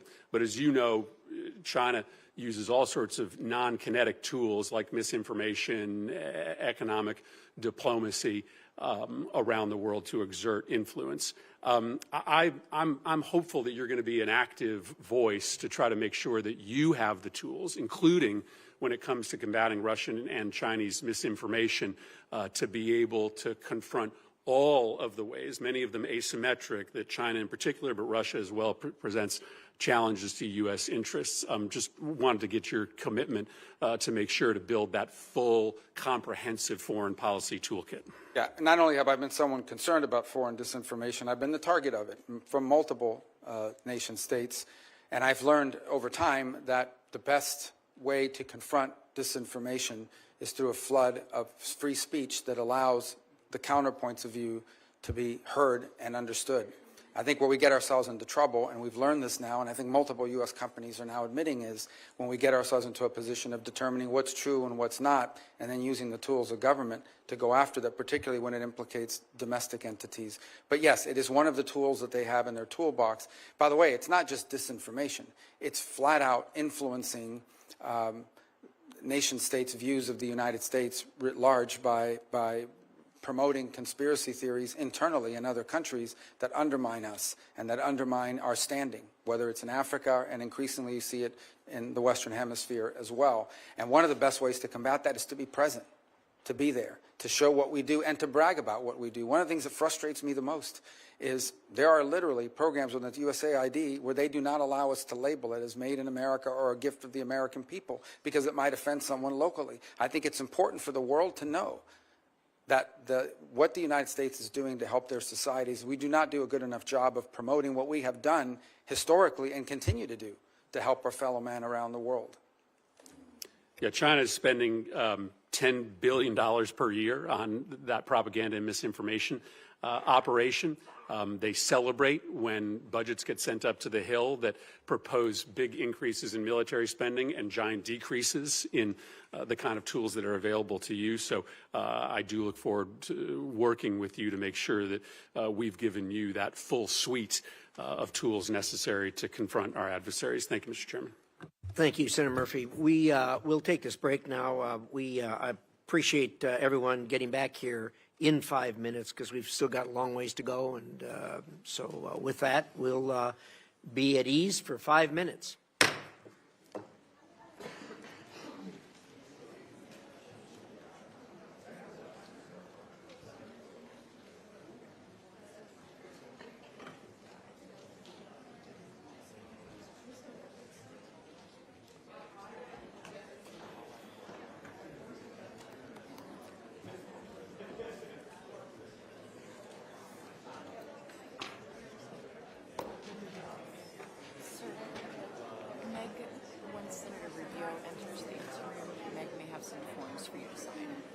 Oh, yeah, okay.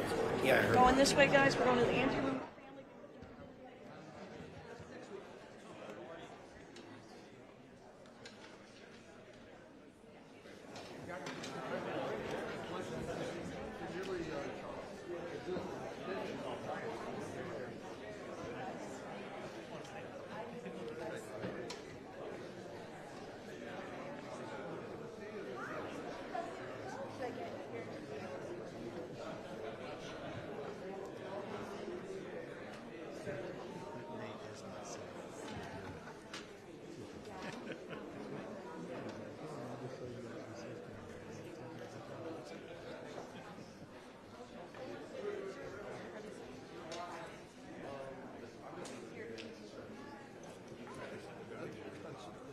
also.